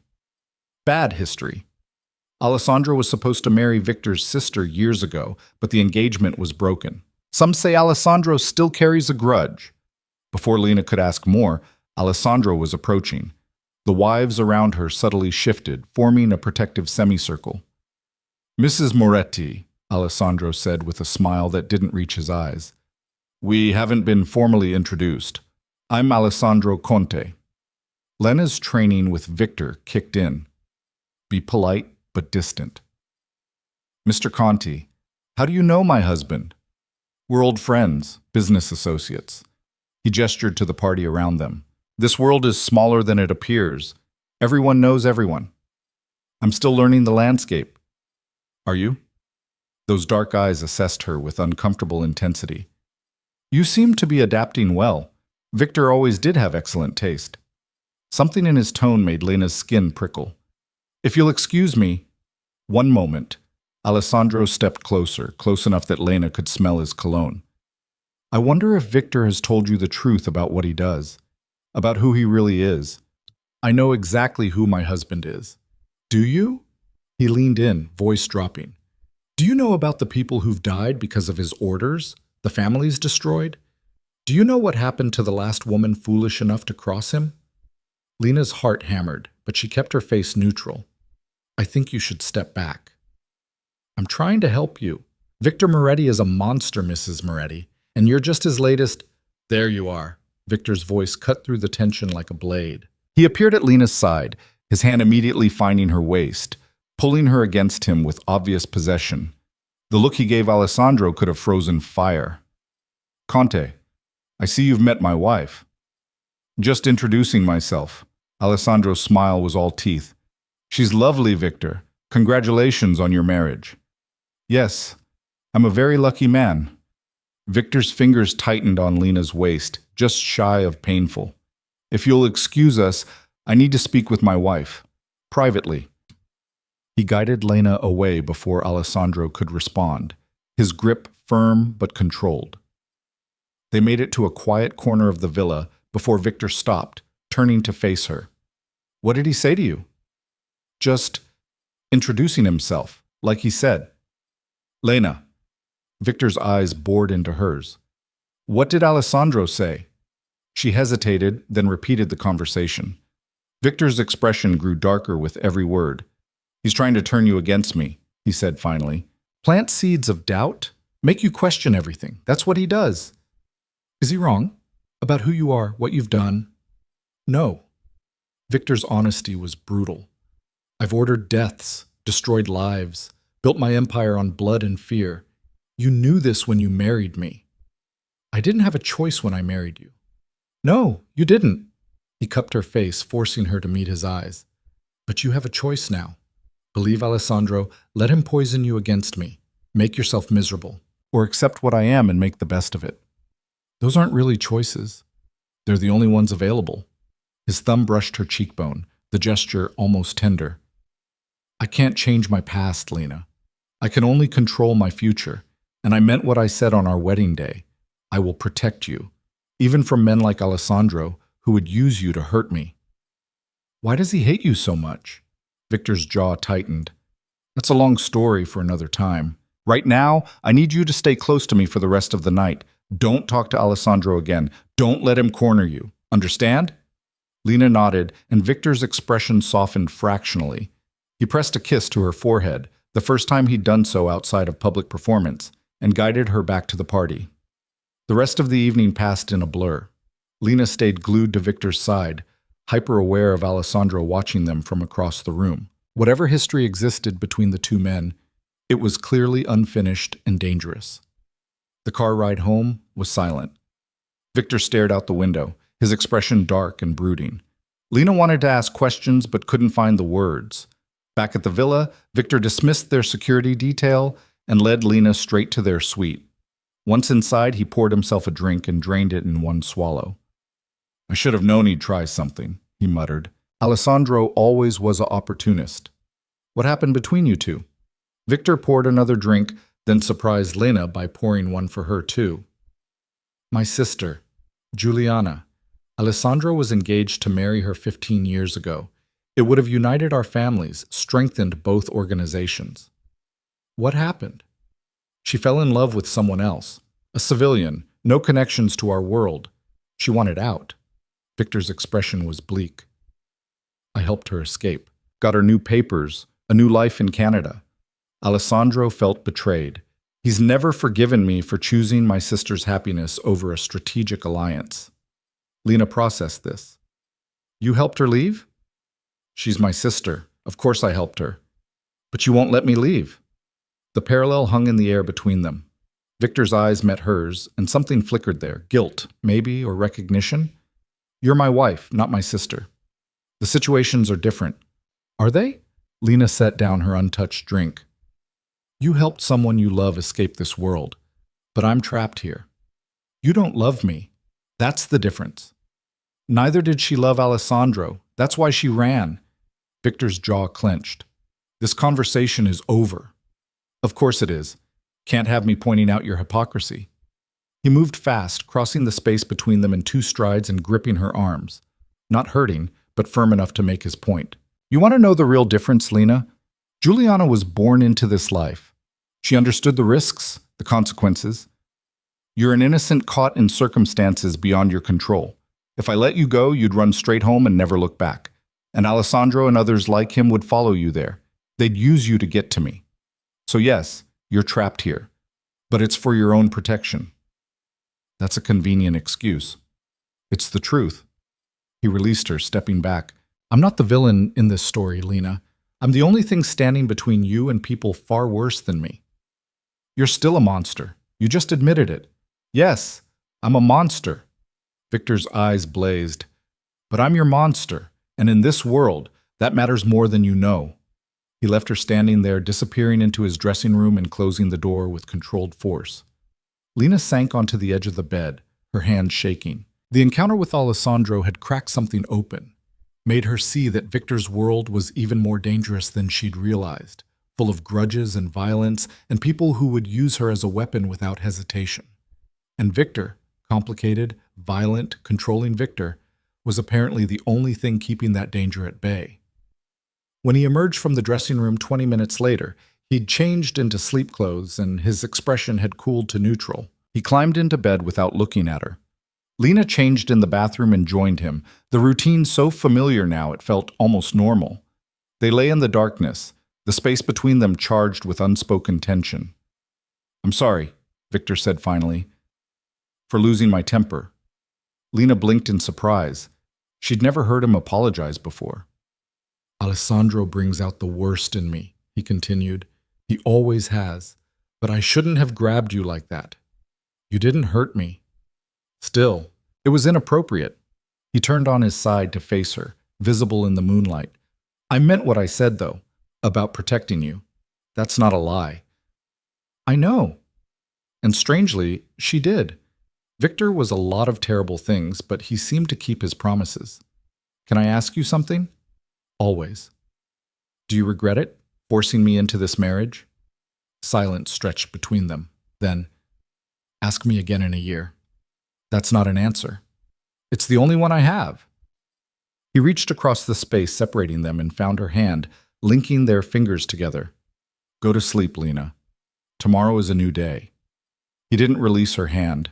Lena lay there, feeling his pulse against her palm, and realized she wasn't pulling away.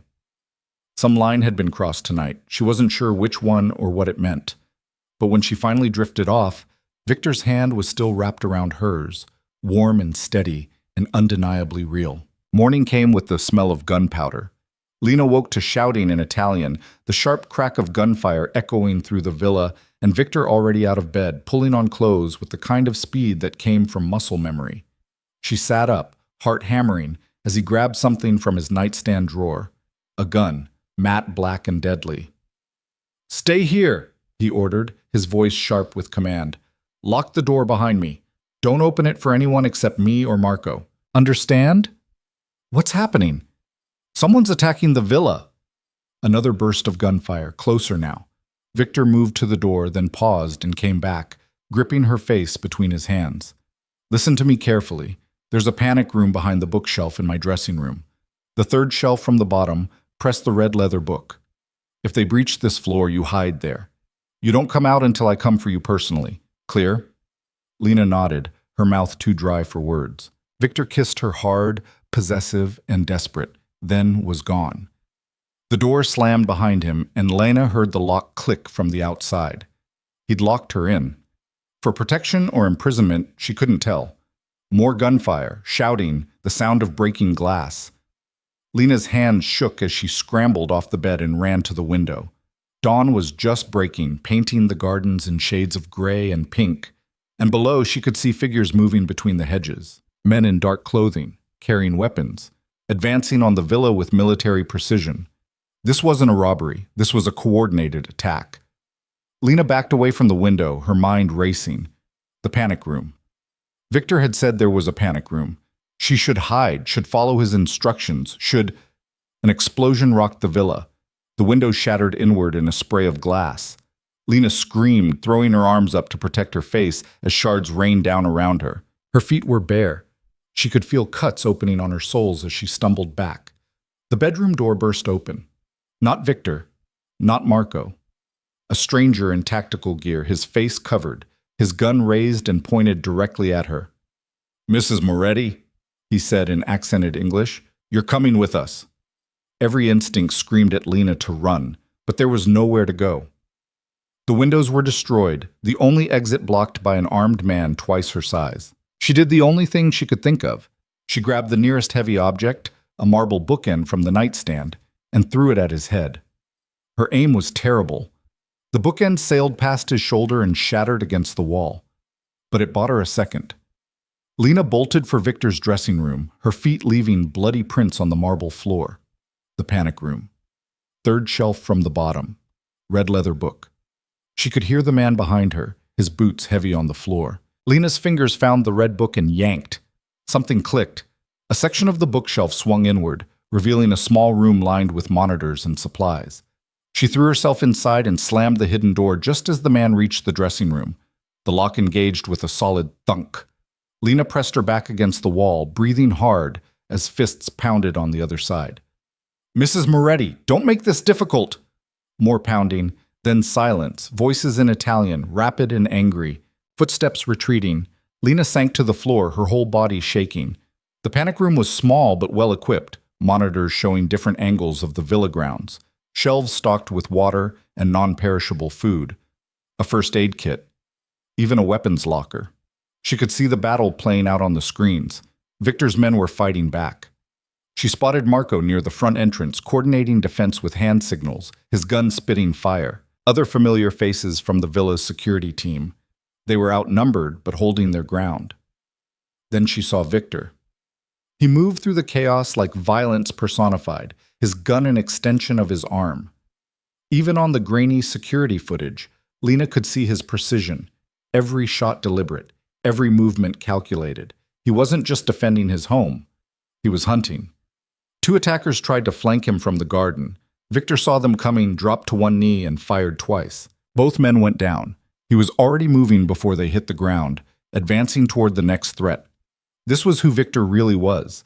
Not the cultured man who read Dante and spoke 3 languages. Not the husband who held her hand in the dark. This was the monster he'd warned her about. Efficient, brutal, utterly without mercy. And he was magnificent in the most terrifying way possible. The battle lasted 20 minutes, though it felt like hours. Lena watched the monitors as Victor's men systematically eliminated the attackers. Some were captured, zip-tied, and dragged into the villa. Others retreated, vanishing into the woods beyond the property line. A few didn't retreat at all. Finally, Victor appeared on the monitor showing the main hallway outside their suite. He was covered in blood. Whether his or someone else's, Lena couldn't tell. He spoke into a radio, received a response, then approached the bedroom. "Lena." His voice carried through the door. It's me. It's over. You can come out now. Lena's hands fumbled with the lock. The bookshelf door swung open and she stumbled out, her feet screaming in pain from the glass cuts. Victor was there instantly, catching her before she could fall. You're hurt. His eyes went to her feet, then scanned her for other injuries. Where else? Just my feet, the windows. They exploded. There was glass everywhere. Shh, I've got you. He lifted her effortlessly, carrying her to the bed and setting her down with surprising gentleness. His hands were steady as he examined her feet, picking out visible shards of glass with careful precision. This is going to hurt. He wasn't wrong.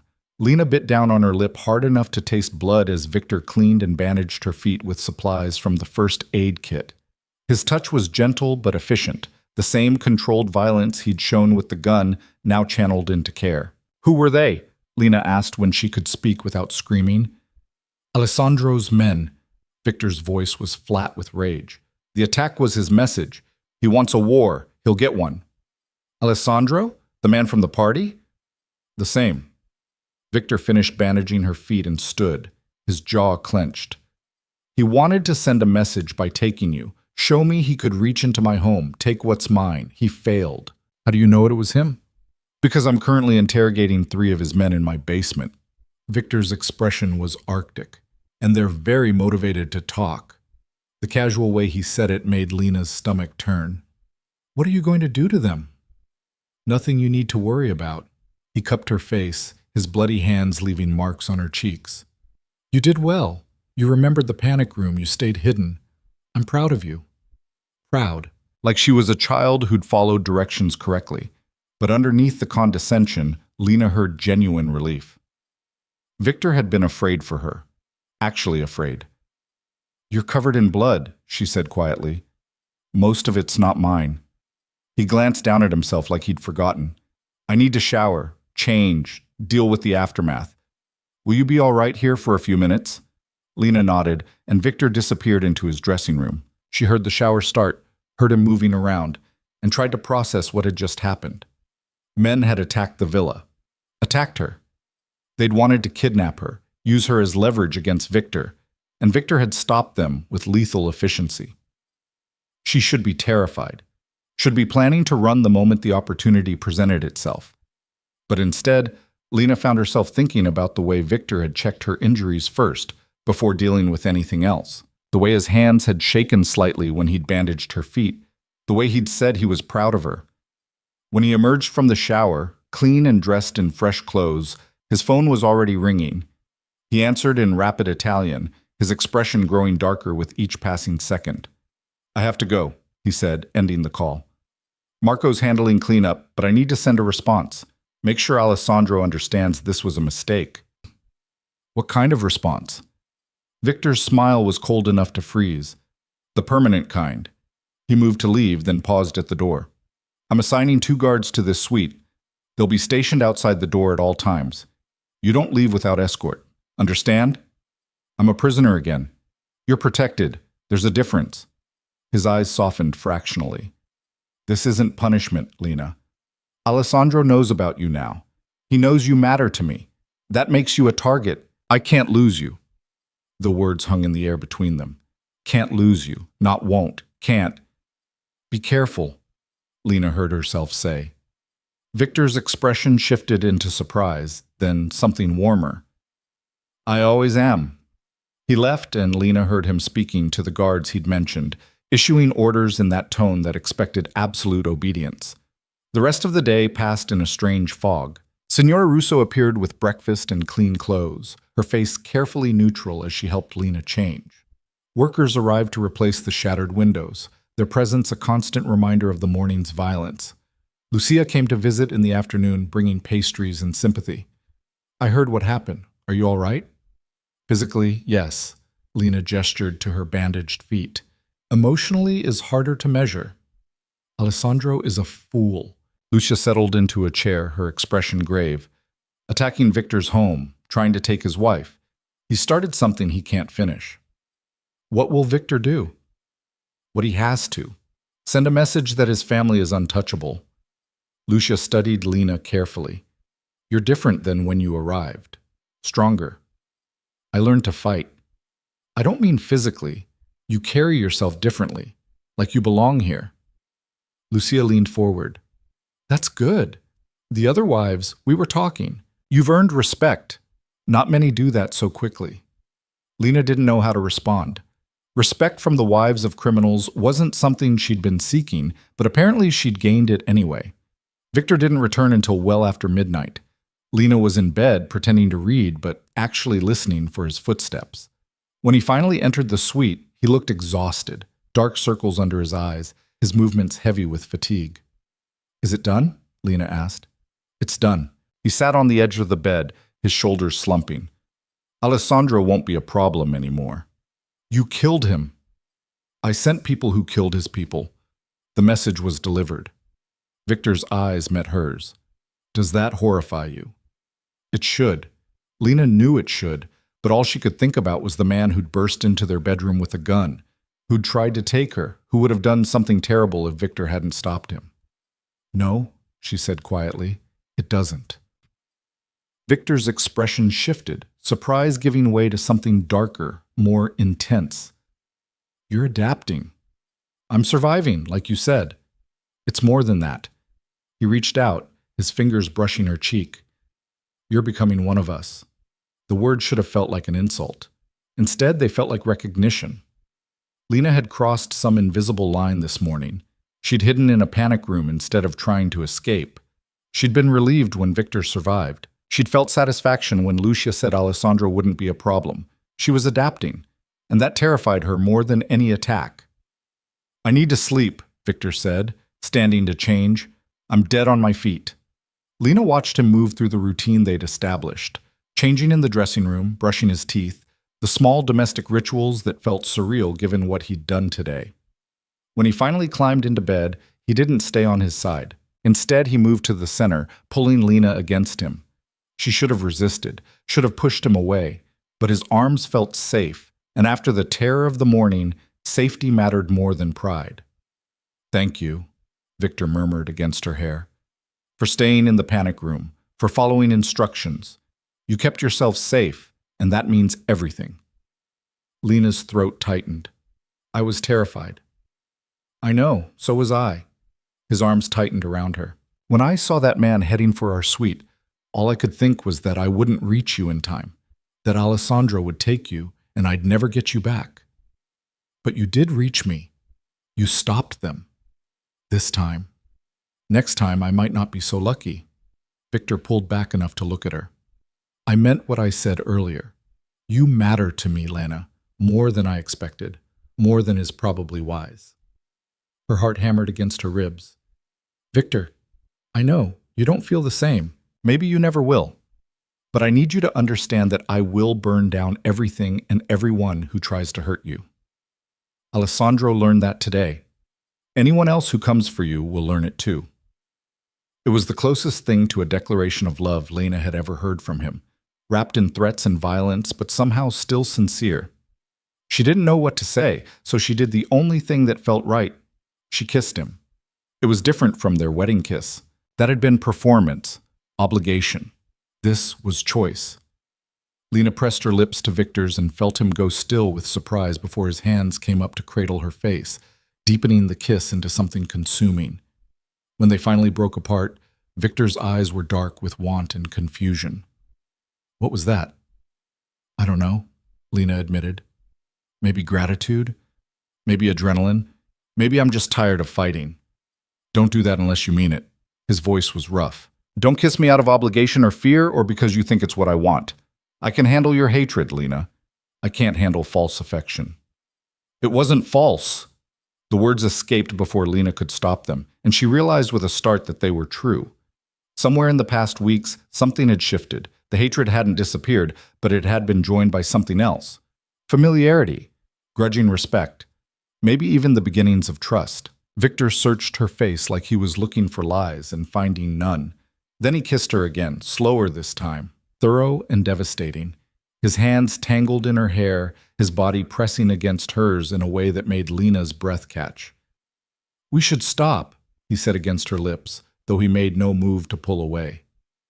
Why? Because if we don't, I won't be able to. And I promised I wouldn't push you. Lena's hands found the hem of his shirt, sliding underneath to touch warm skin and hard muscle. What if I'm saying you don't have to wait anymore? Victor's control cracked. He pulled back, his eyes searching hers with desperate intensity. Be sure, Lena. Be absolutely sure. Because once we cross this line, there's no going back. Was she sure? Lena examined her feelings, trying to untangle the mess of emotions. Fear was still there, buried but present. Anger, too, at her situation and the choices stolen from her. But underneath it all was something new, desire, genuine and startling. Not just physical, though Victor's hands on her skin definitely sparked that, but a desire to stop fighting, to accept this reality and find whatever happiness was possible within it. I'm sure, she said. What followed was nothing like Lena had imagined. Victor was controlled even in passion, his touches careful and seeking, constantly checking that she was with him. He took his time, learning her body with the same focused intensity he applied to everything else. When they finally came together, it felt less like surrender and more like claiming something that had been building between them for weeks. Afterward, they lay tangled in sweat-damp sheets, Lena's head on Victor's chest, listening to his heartbeat slow to normal. His fingers traced idle patterns on her back. I didn't expect that, he said quietly. Today of all days. Maybe that's why. Death makes you want to feel alive. Very philosophical for someone who just lost their virginity to a crime lord. Lena lifted her head to glare at him. How did you? I pay attention. His smile was gentle, not mocking. Was I your first? Heat flooded her cheeks. Does it matter? Only because I would have been more careful if I'd known. You were careful enough. Lena laid her head back down, feeling suddenly vulnerable. This doesn't change everything, you know. I'm still angry about how this started. I still hate that I didn't have a choice. I know. Victor's arms tightened around her. But maybe we can build something real anyway. Not instead of the anger, but alongside it. It was the most honest thing he'd said to her. No promises that everything would be perfect. No declarations that she'd learn to love him. Just an acknowledgement that they were both in this mess together and might as well make the best of it. Maybe, Lena agreed. They fell asleep like that, wrapped around each other, and for the first time since arriving in Italy, Lena didn't dream of escape. The next weeks brought more changes. Victor began including her in business discussions, not the violent parts, but the legitimate operations that formed the backbone of his empire. Real estate holdings, import businesses, investments. He explained the complex web of relationships that governed their world, teaching her to read people and situations. Marco's training intensified. After the attack, both he and Victor agreed Lena needed to be able to actually fight, not just defend. She learned to shoot, her aim improving with practice until she could hit center mass consistently at 20 feet. She learned knife work, pressure points, how to kill someone quickly if necessary. The knowledge should have disturbed her. Instead, it felt empowering, like she was taking back some control over her life and safety. Her Italian was nearly fluent now. She could follow conversations, contribute meaningfully at dinners, even crack jokes that made the other wives laugh. The villa felt less like a prison and more like home, especially when Victor was there. Their relationship shifted into something Lena couldn't quite define. Not love, not yet, maybe never, but partnership. They talked late into the night about books and philosophy, argued about politics and morality, found common ground in unexpected places. The physical intimacy continued, growing more natural each time, until Lena stopped counting and just enjoyed it. She called her father weekly, and Robert sounded stronger each time. He'd found work, was attending therapy, was rebuilding his life. He always asked if she was happy, and Lena found herself saying yes more often than not. It wasn't the life she'd chosen, but it was becoming a life she could accept. 2 months after the attack, Lena woke up nauseous. At first, she blamed bad seafood from dinner, but when the nausea persisted for 3 days, accompanied by exhaustion and tender breasts, a terrible suspicion formed. She waited until Victor left for a meeting, then asked Signora Russo for a pregnancy test. The older woman's knowing look made Lena's stomach clench, but she produced 3 tests without comment. All three showed the same result. 2 pink lines. Positive. Lena sat on the bathroom floor, staring at the plastic sticks, trying to process. Pregnant. She was pregnant with Victor's child, the man who'd essentially bought her, who'd forced her into marriage, who'd shown her violence and tenderness in equal measure. Terror warred with something else. A tentative, fragile hope. A baby would change everything. Would bind her to Victor permanently, yes, but would also give her something that was entirely hers. A family. A purpose beyond survival. She was still sitting there when Victor came home hours earlier than expected. He found her on the bathroom floor, surrounded by positive pregnancy tests, tears streaming down her face. Lena? He dropped to his knees beside her. What's wrong? Are you hurt? She couldn't speak, just handed him one of the tests. Victor stared at it for a long moment, his expression unreadable. Then he looked at her, and Lena saw something break open in his eyes. Joy, raw and overwhelming. You're pregnant, he said, his voice cracking on the words. I'm pregnant, Lena confirmed. Victor pulled her into his arms, holding her so tight she could barely breathe. We're having a baby. You're having my baby. Are you happy? The question came out small, uncertain. Happy? Victor laughed, the sound wet with emotion. Lena, I'm terrified. I'm ecstatic. He pulled back to look at her. Are you happy? Was she? Lena examined her feelings and found the answer surprising her. Yes, I think I am. Then we're going to do this right. Victor's hands framed her face. No more half measures. I'm going to give you and this baby everything. Protection, stability, a real family. Whatever you need. I need you to be safe. The words burst out before Lena could stop them. No more wars with Alessandro or anyone else. No more putting yourself in danger. Our child deserves a father who comes home. Victor's expression grew serious. I can't promise no danger. It's part of who I am, what I do. Then change what you do. Lena gripped his shirt. You have legitimate businesses. Focus on those. Let Marco handle the dangerous parts. Please, Victor. Our baby needs you alive. He was quiet for a long moment, clearly wrestling with the request. Finally, he nodded. I'll transition. It'll take time. You don't just walk away from this world overnight, but I'll start shifting toward legitimate operations. For you. For our child. It was the biggest concession Victor had ever made. Lena kissed him, pouring every complicated emotion into it, gratitude and fear and that growing, terrifying thing that might be love. They spent that evening planning. Victor called his doctor, arranged for the best prenatal care money could buy. He started talking about converting one of the spare rooms into a nursery, asking Lena's opinion on colors and furniture like her thoughts actually mattered. That night in bed, his hand rested on her still flat stomach. Boy or girl? He asked.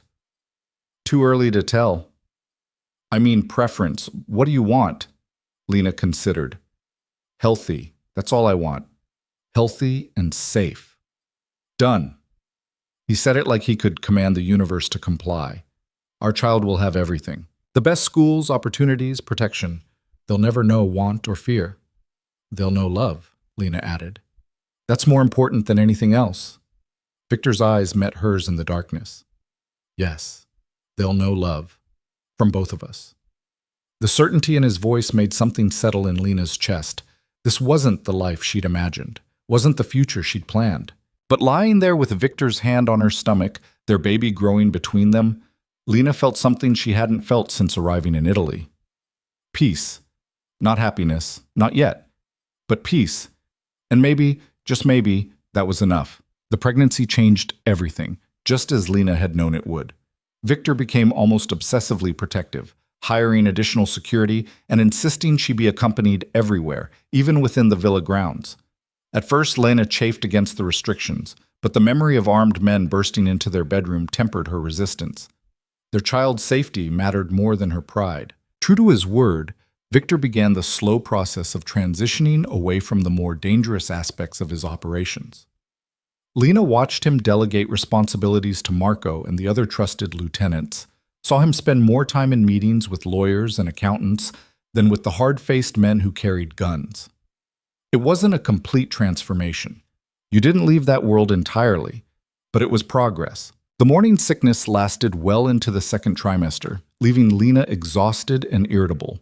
Victor handled it with surprising patience, holding her hair back when she was sick, bringing her crackers and ginger tea, rearranging his schedule to be home more often. The man who'd once seemed incapable of tenderness was learning, slowly but surely. 3 months into the pregnancy, Lena's father asked to visit. The request came during one of their weekly video calls, Robert's face hopeful but uncertain on the screen. "I know it's a lot to ask," he said, "but I'd like to see you, make sure you're really okay, and meet my son-in-law properly." Lena looked at Victor, who was reading nearby but clearly listening. He met her eyes and nodded once. "I'll arrange it," Victor said, moving into the camera's view. "Mr. Hayes, you're welcome to visit for as long as you'd like. I'll send a car to the airport." But Robert's relief was palpable. "Thank you. I know I don't deserve your hospitality after everything, but you're family now," Victor interrupted. "That means something to me. We'll discuss the past when you arrive, but know that my priority is Lena's happiness. If seeing you makes her happy, then you're welcome here." They set a date for 2 weeks out, giving Lena time to prepare mentally for confronting her father face to face. The anger had dulled over the months, buried under the weight of adaptation and survival, but it was still there, a hard knot in her chest that tightened whenever she thought about how this had all started. "Are you nervous?" Victor asked that night as they lay in bed, his hand resting on her growing belly. "Terrified," Lena admitted. "I don't know what to say to him. Part of me wants to forgive him, but part of me is still so angry." "Then say both.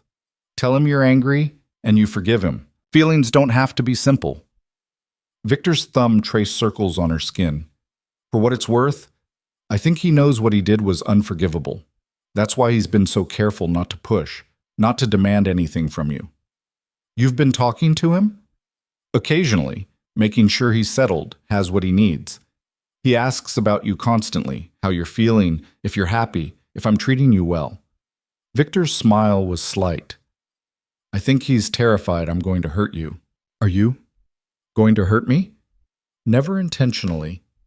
He pulled her closer. "You and this baby are everything to me now, Lena. I know I don't say it often enough, but it's true. You've changed my entire world." Lena turned in his arms to face him. "I need to tell you something." Concern flickered across his face. "What's wrong?" "Nothing's wrong.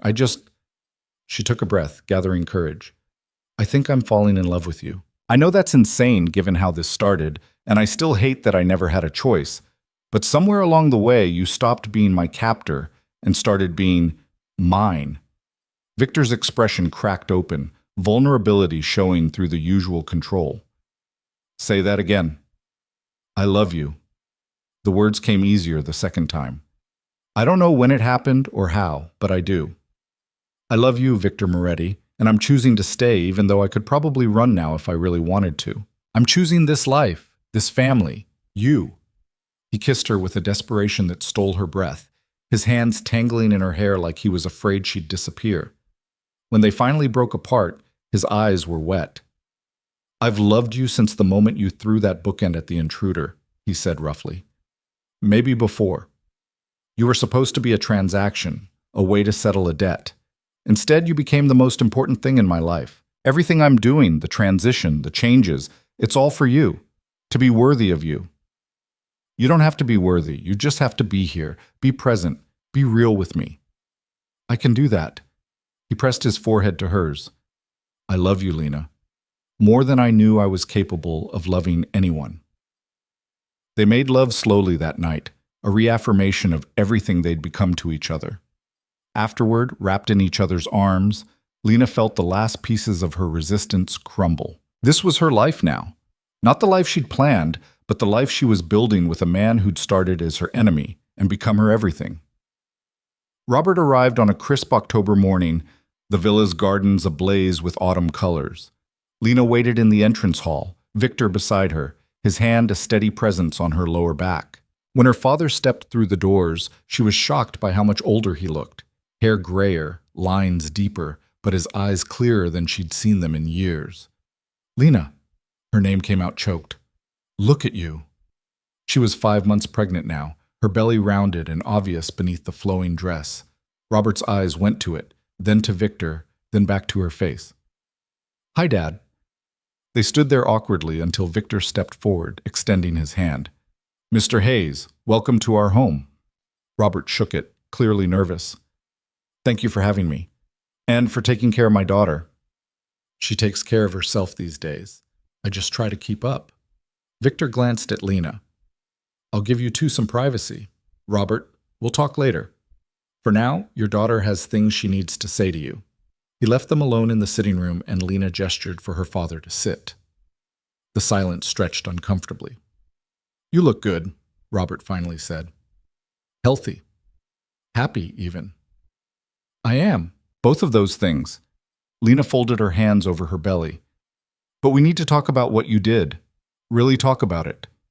Her father's face crumpled. "I know. I've been waiting for this, for you to tell me what a monster I am." "You're not a monster. You're a desperate man who made terrible choices." Lena kept her voice steady. "You sold me, Dad. Traded me like property to save your own skin. Do you understand how much that hurt? How betrayed I felt?" "Every day. I think about it every single day." Robert's hands shook. "I tell myself I was trying to protect you, but I know that's a lie. I was protecting myself. And I used you to do it." "Yes, you did." The words hung in the air, brutal and honest. "And for a long time, I hated you for it. I hated you, and I hated Victor, and I hated my entire life." "And now?" Lena considered her answer carefully. "Now I've built something here. It's not what I would have chosen, but it's mine. Victor and I, we found a way to make this work. We're having a baby together, building a family. I'm not the helpless girl you brought here anymore. I can see that." Robert's eyes were wet. "You're stronger, more confident. You carry yourself differently." "I had to become stronger to survive, but that doesn't mean I forgive you easily." Lena leaned forward. "I need you to understand something. You don't get credit for how this turned out. You don't get to feel better because I'm happy now. What you did was unforgivable, and I'm only letting you into my life again because I'm choosing to, not because you've earned it." The words were harsh but necessary. Robert flinched but nodded. "I understand, and I don't expect forgiveness. I want to be part of your life again, if you'll let me. Be a grandfather to this baby. Maybe earn back a fraction of what I lost." "Then here are my terms." Lena's voice was firm. "You can visit, but you can't stay here. You can be involved in the baby's life, but you'll respect my boundaries, and you'll never, ever make decisions about my life again. I'm done being your pawn or your redemption project. Understood?" "Understood." Robert wiped his eyes. "Thank you for giving me even this much." They talked for another hour, working through years of hurt and betrayal with an honesty that was painful but necessary. By the end, Lena felt lighter. Not forgiven, exactly, but having drawn a line between past and future. Her father would be part of her life, but on her terms now. Victor found them later in the garden, walking slowly while Robert asked tentative questions about the pregnancy, and Lena answered with careful warmth. He approached with his usual confidence, but Lena saw the slight tension in his shoulders. He was nervous about this conversation, too. "Mr. Hayes," Victor said, "might we speak privately?" Lena started to protest, but her father squeezed her hand. "It's all right. We should talk, your husband and I." She left them on the terrace and retreated to the library, trying to focus on a book, but mostly just wondering what they were saying. An hour passed before Victor found her. "How did it go?" she asked immediately. "Better than expected." He settled beside her on the couch. Your father apologized, extensively. "I told him I understood desperation, even if I didn't approve of his methods." "Did you threaten him?" "Only a little." Victor's smile was slight. "I made it clear that you're under my protection now, and that includes protection from him if he ever tries to manipulate you again. He took it well." "He's afraid of you." "Good. He should be." Victor's hand found hers. "But I also told him something else. I told him that despite everything, I'm grateful, because his mistake brought you into my life, and you're the best thing that's ever happened to me." Lena's throat tightened. "You told him that?" He needed to hear it. Needed to know that while I don't forgive what he did, I recognize that something good came from it. Victor pulled her close. Your father will never be my friend, but he's family now. I'll treat him accordingly. Robert stayed for 3 days, growing more comfortable with each passing hour.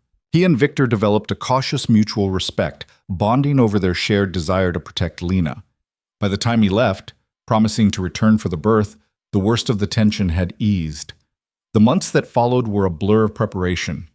The nursery was completed, soft yellows and whites, filled with furniture that cost more than some people's houses. Lena's Italian was now flawless, her understanding of Victor's world comprehensive. She'd become adept at reading the subtle power dynamics at gatherings, knowing when to speak and when to observe, how to project strength while remaining graceful. The other wives had fully accepted her into their circle. Lucia became something like a friend, teaching Lena the unspoken rules that governed their world. At a dinner party 7 months into the pregnancy, Lucia pulled her aside. "You've done well," the older woman said. "Better than most. You came here unwilling and became one of us anyway. I didn't have much choice. We always have choices. You chose to adapt instead of break. That takes strength." Lucia's eyes were knowing. "And you chose to love Victor. I see it when you look at him. That wasn't forced." "No," Lena admitted. "That was all me." "Good. He needs someone strong enough to stand up to him. The yes men surround him all day. You're the only one who tells him no." It was true. Lena had learned to pick her battles, but when something mattered, she pushed back. Victor respected her for it, even sought her opinion on business decisions. She'd become his partner in truth, not just in name. The baby came on a snowy January morning, 3 weeks before the due date. Lena woke to contractions that quickly intensified, and within an hour they were rushing to the private hospital Victor had arranged. He stayed by her side through every moment, his hand crushed in hers as she cursed him in both English and Italian for getting her pregnant in the first place. "Never again," she panted between contractions. "We are never doing this again." "Whatever you want," Victor agreed, looking terrified. "Just breathe, amore. You're doing amazing." 8 hours later, their daughter entered the world, screaming her outrage at the indignity of birth. The doctor placed her on Lena's chest, and time seemed to stop. She was perfect, dark hair like Victor's, but with Lena's eyes, tiny and furious, and absolutely beautiful. "A girl," Lena breathed, tears streaming down her face. "We have a daughter." Victor was crying too, unabashedly, as he kissed Lena's forehead and stared at their baby with awe. "She's perfect. You're perfect, both of you." They named her Sofia, after Victor's grandmother. Sofia Giuliana Moretti, carrying the name of the sister who'd escaped to freedom and the legacy of a family being reborn. Recovery was brutal, but Victor was there for every moment, changing diapers at 3 a.m., walking a colicky baby for hours, learning to swaddle and feed and soothe with the same focused intensity he'd once applied to violence. Watching him cradle Sofia in his massive hands, singing Italian lullabies in his rumbling voice, Lena fell in love with him all over again. Robert visited when Sofia was 2 weeks old, his face crumpling the moment he held his granddaughter. "She's beautiful, just like her mother." "She has your nose," Lena pointed out, and her father laughed wetly. Poor thing. It was the first joke they'd shared since before Italy, and it felt like healing. The next year passed in a blur of sleepless nights and first smiles, of watching Sofia grow and change daily. Victor was a devoted father, rearranging his entire schedule around his daughter's needs. He completed his transition to legitimate business, officially retiring from the dangerous aspects of his empire. Marco took over those operations, and while Victor remained the ultimate authority, he was removed from the day-to-day violence. "I want Sofia to know her father," he explained one night as they watched their sleeping daughter. "Not wonder if I'm coming home, not grow up afraid." "She'll know you," Lena assured him, "and she'll know she was loved enough that you changed your entire life for her." When Sofia was 18 months old, Lena discovered she was pregnant again. Victor's reaction was pure joy, tempered by concern for Lena's health. This pregnancy was easier. No morning sickness, more energy, a sense of confidence that came from knowing what to expect. Their son was born on a brilliant summer day, healthy and screaming. They named him Marco Robert. Marco for the man who'd protected them both. Robert for the grandfather who'd found redemption through his grandchildren.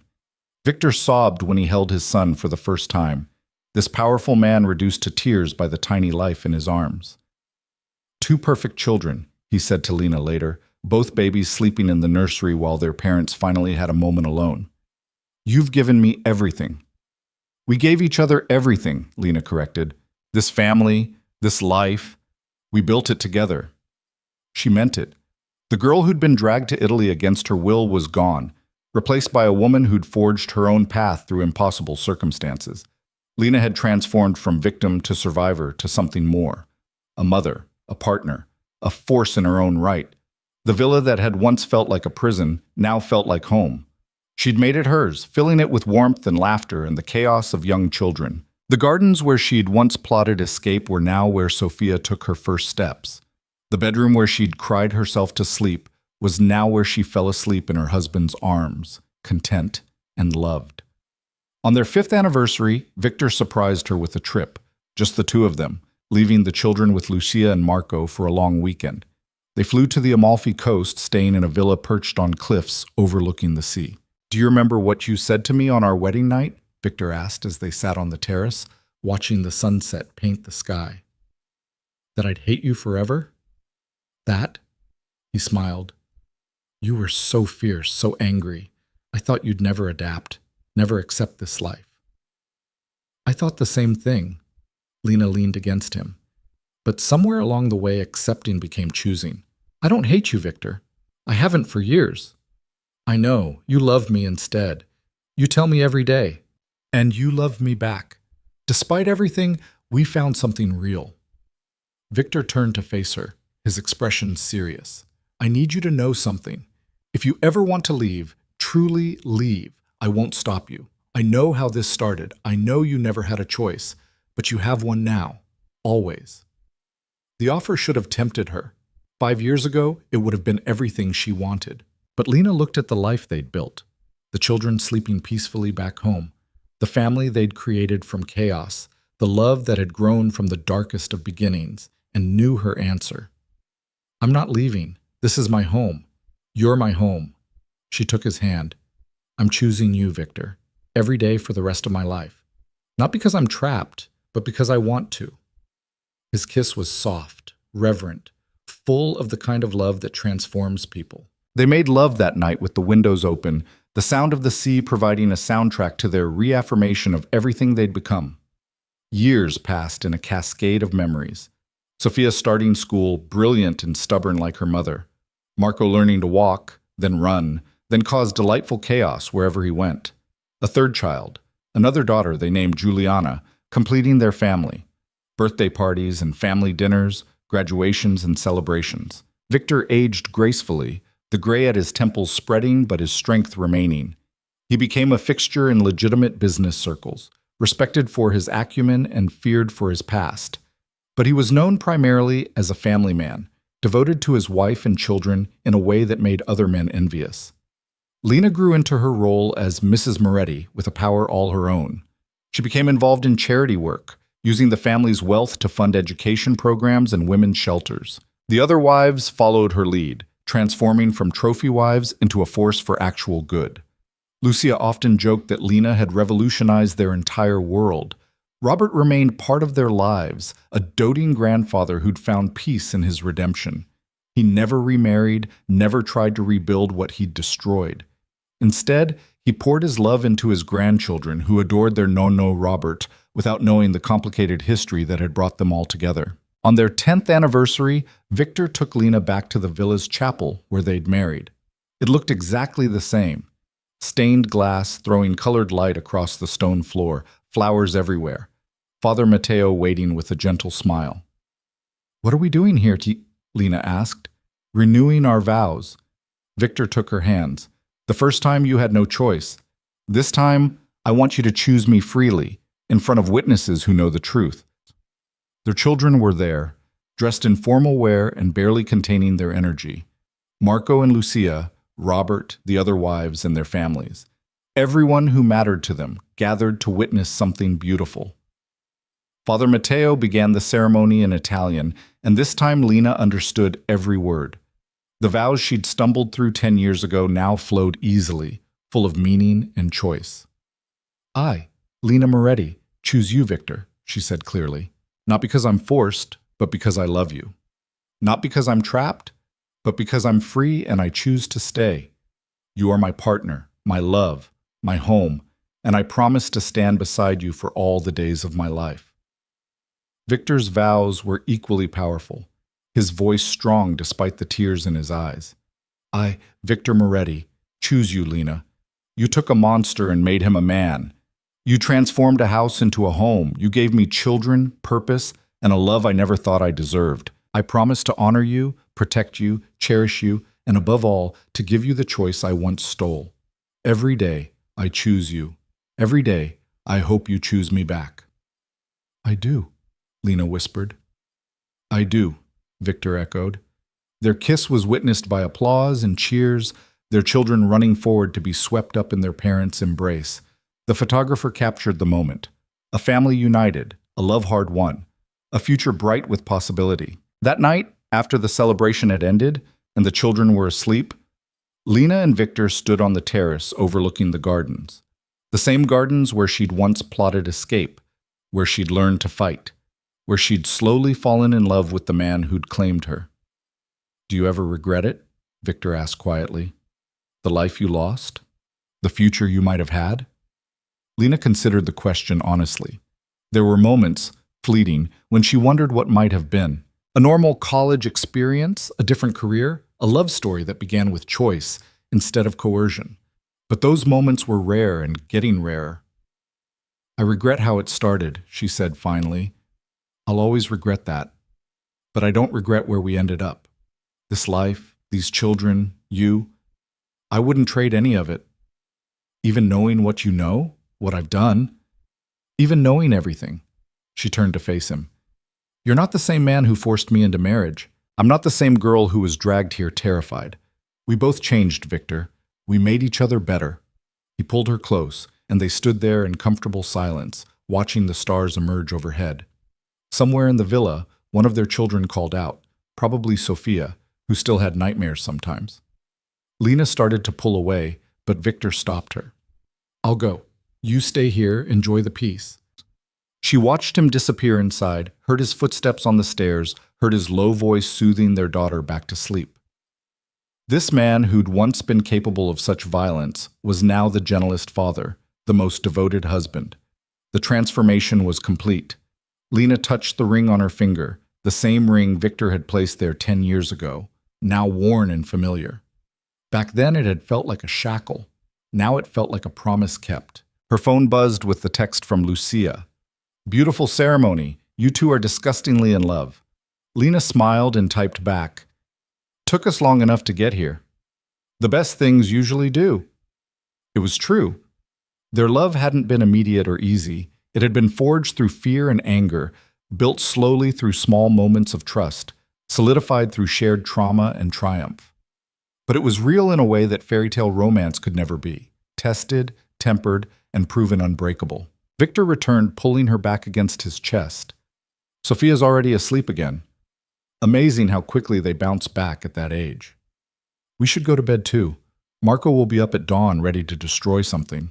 5 more minutes. His arms tightened around her. I want to remember this moment. Perfect peace. Perfect happiness. Our family safe and whole. Lena leaned into him, feeling his heartbeat against her back. It won't always be this perfect. Life doesn't work that way. I know, but we'll face whatever comes together, like we always have. Together. That word meant everything. Lena had started this journey alone, terrified, with no one to trust. Now she had a partner who'd proven time and again that he'd walk through fire for her. They'd built something remarkable from the worst possible beginning, a family rooted in love, a marriage strengthened by adversity, a future full of promise. I love you, she said softly. I love you more. Victor's lips brushed her temple. Thank you for choosing me. Every day, every moment. Thank you for giving me this life. Thank you for becoming someone worth choosing. They stood there until the night grew cold, reluctant to let go of the perfect moment. But eventually, they went inside together, checking on their sleeping children before retiring to their room. The bed they'd once shared as strangers was now a sanctuary of comfort and intimacy. Lena fell asleep in Victor's arms, safe and loved, exactly where she belonged. And if somewhere deep inside, a small part of her still remembered the terrified girl who'd been traded like property, who'd cried herself to sleep in this very room, who'd sworn she'd never forgive or forget, well, that girl was honored too. Her strength had made everything possible. Her refusal to break had forged the woman Lena had become. The beginning had been dark, brutal, unforgivable. But they'd taken that darkness and transformed it into light, built a family from a forced transaction, found love in the last place anyone would look for it. It wasn't the story Lena would have written for herself, but it was hers, completely and truly. And she wouldn't change a single page. Outside, the Italian night settled over the villa, quiet and peaceful. Inside, a family slept, children dreaming innocent dreams, parents resting in each other's arms, all of them safe and loved and whole. From tragedy and coercion had come something beautiful. From the ashes of stolen choice had risen the phoenix of chosen love. The journey had been impossible, the destination unexpected, but the result was undeniable. Lena Moretti was home. Not the home she'd been born to, but the home she'd built with her own two hands and an unbreakable will. And she was finally, impossibly, completely happy. The story that began with fear ended with love, and that was the only ending that mattered.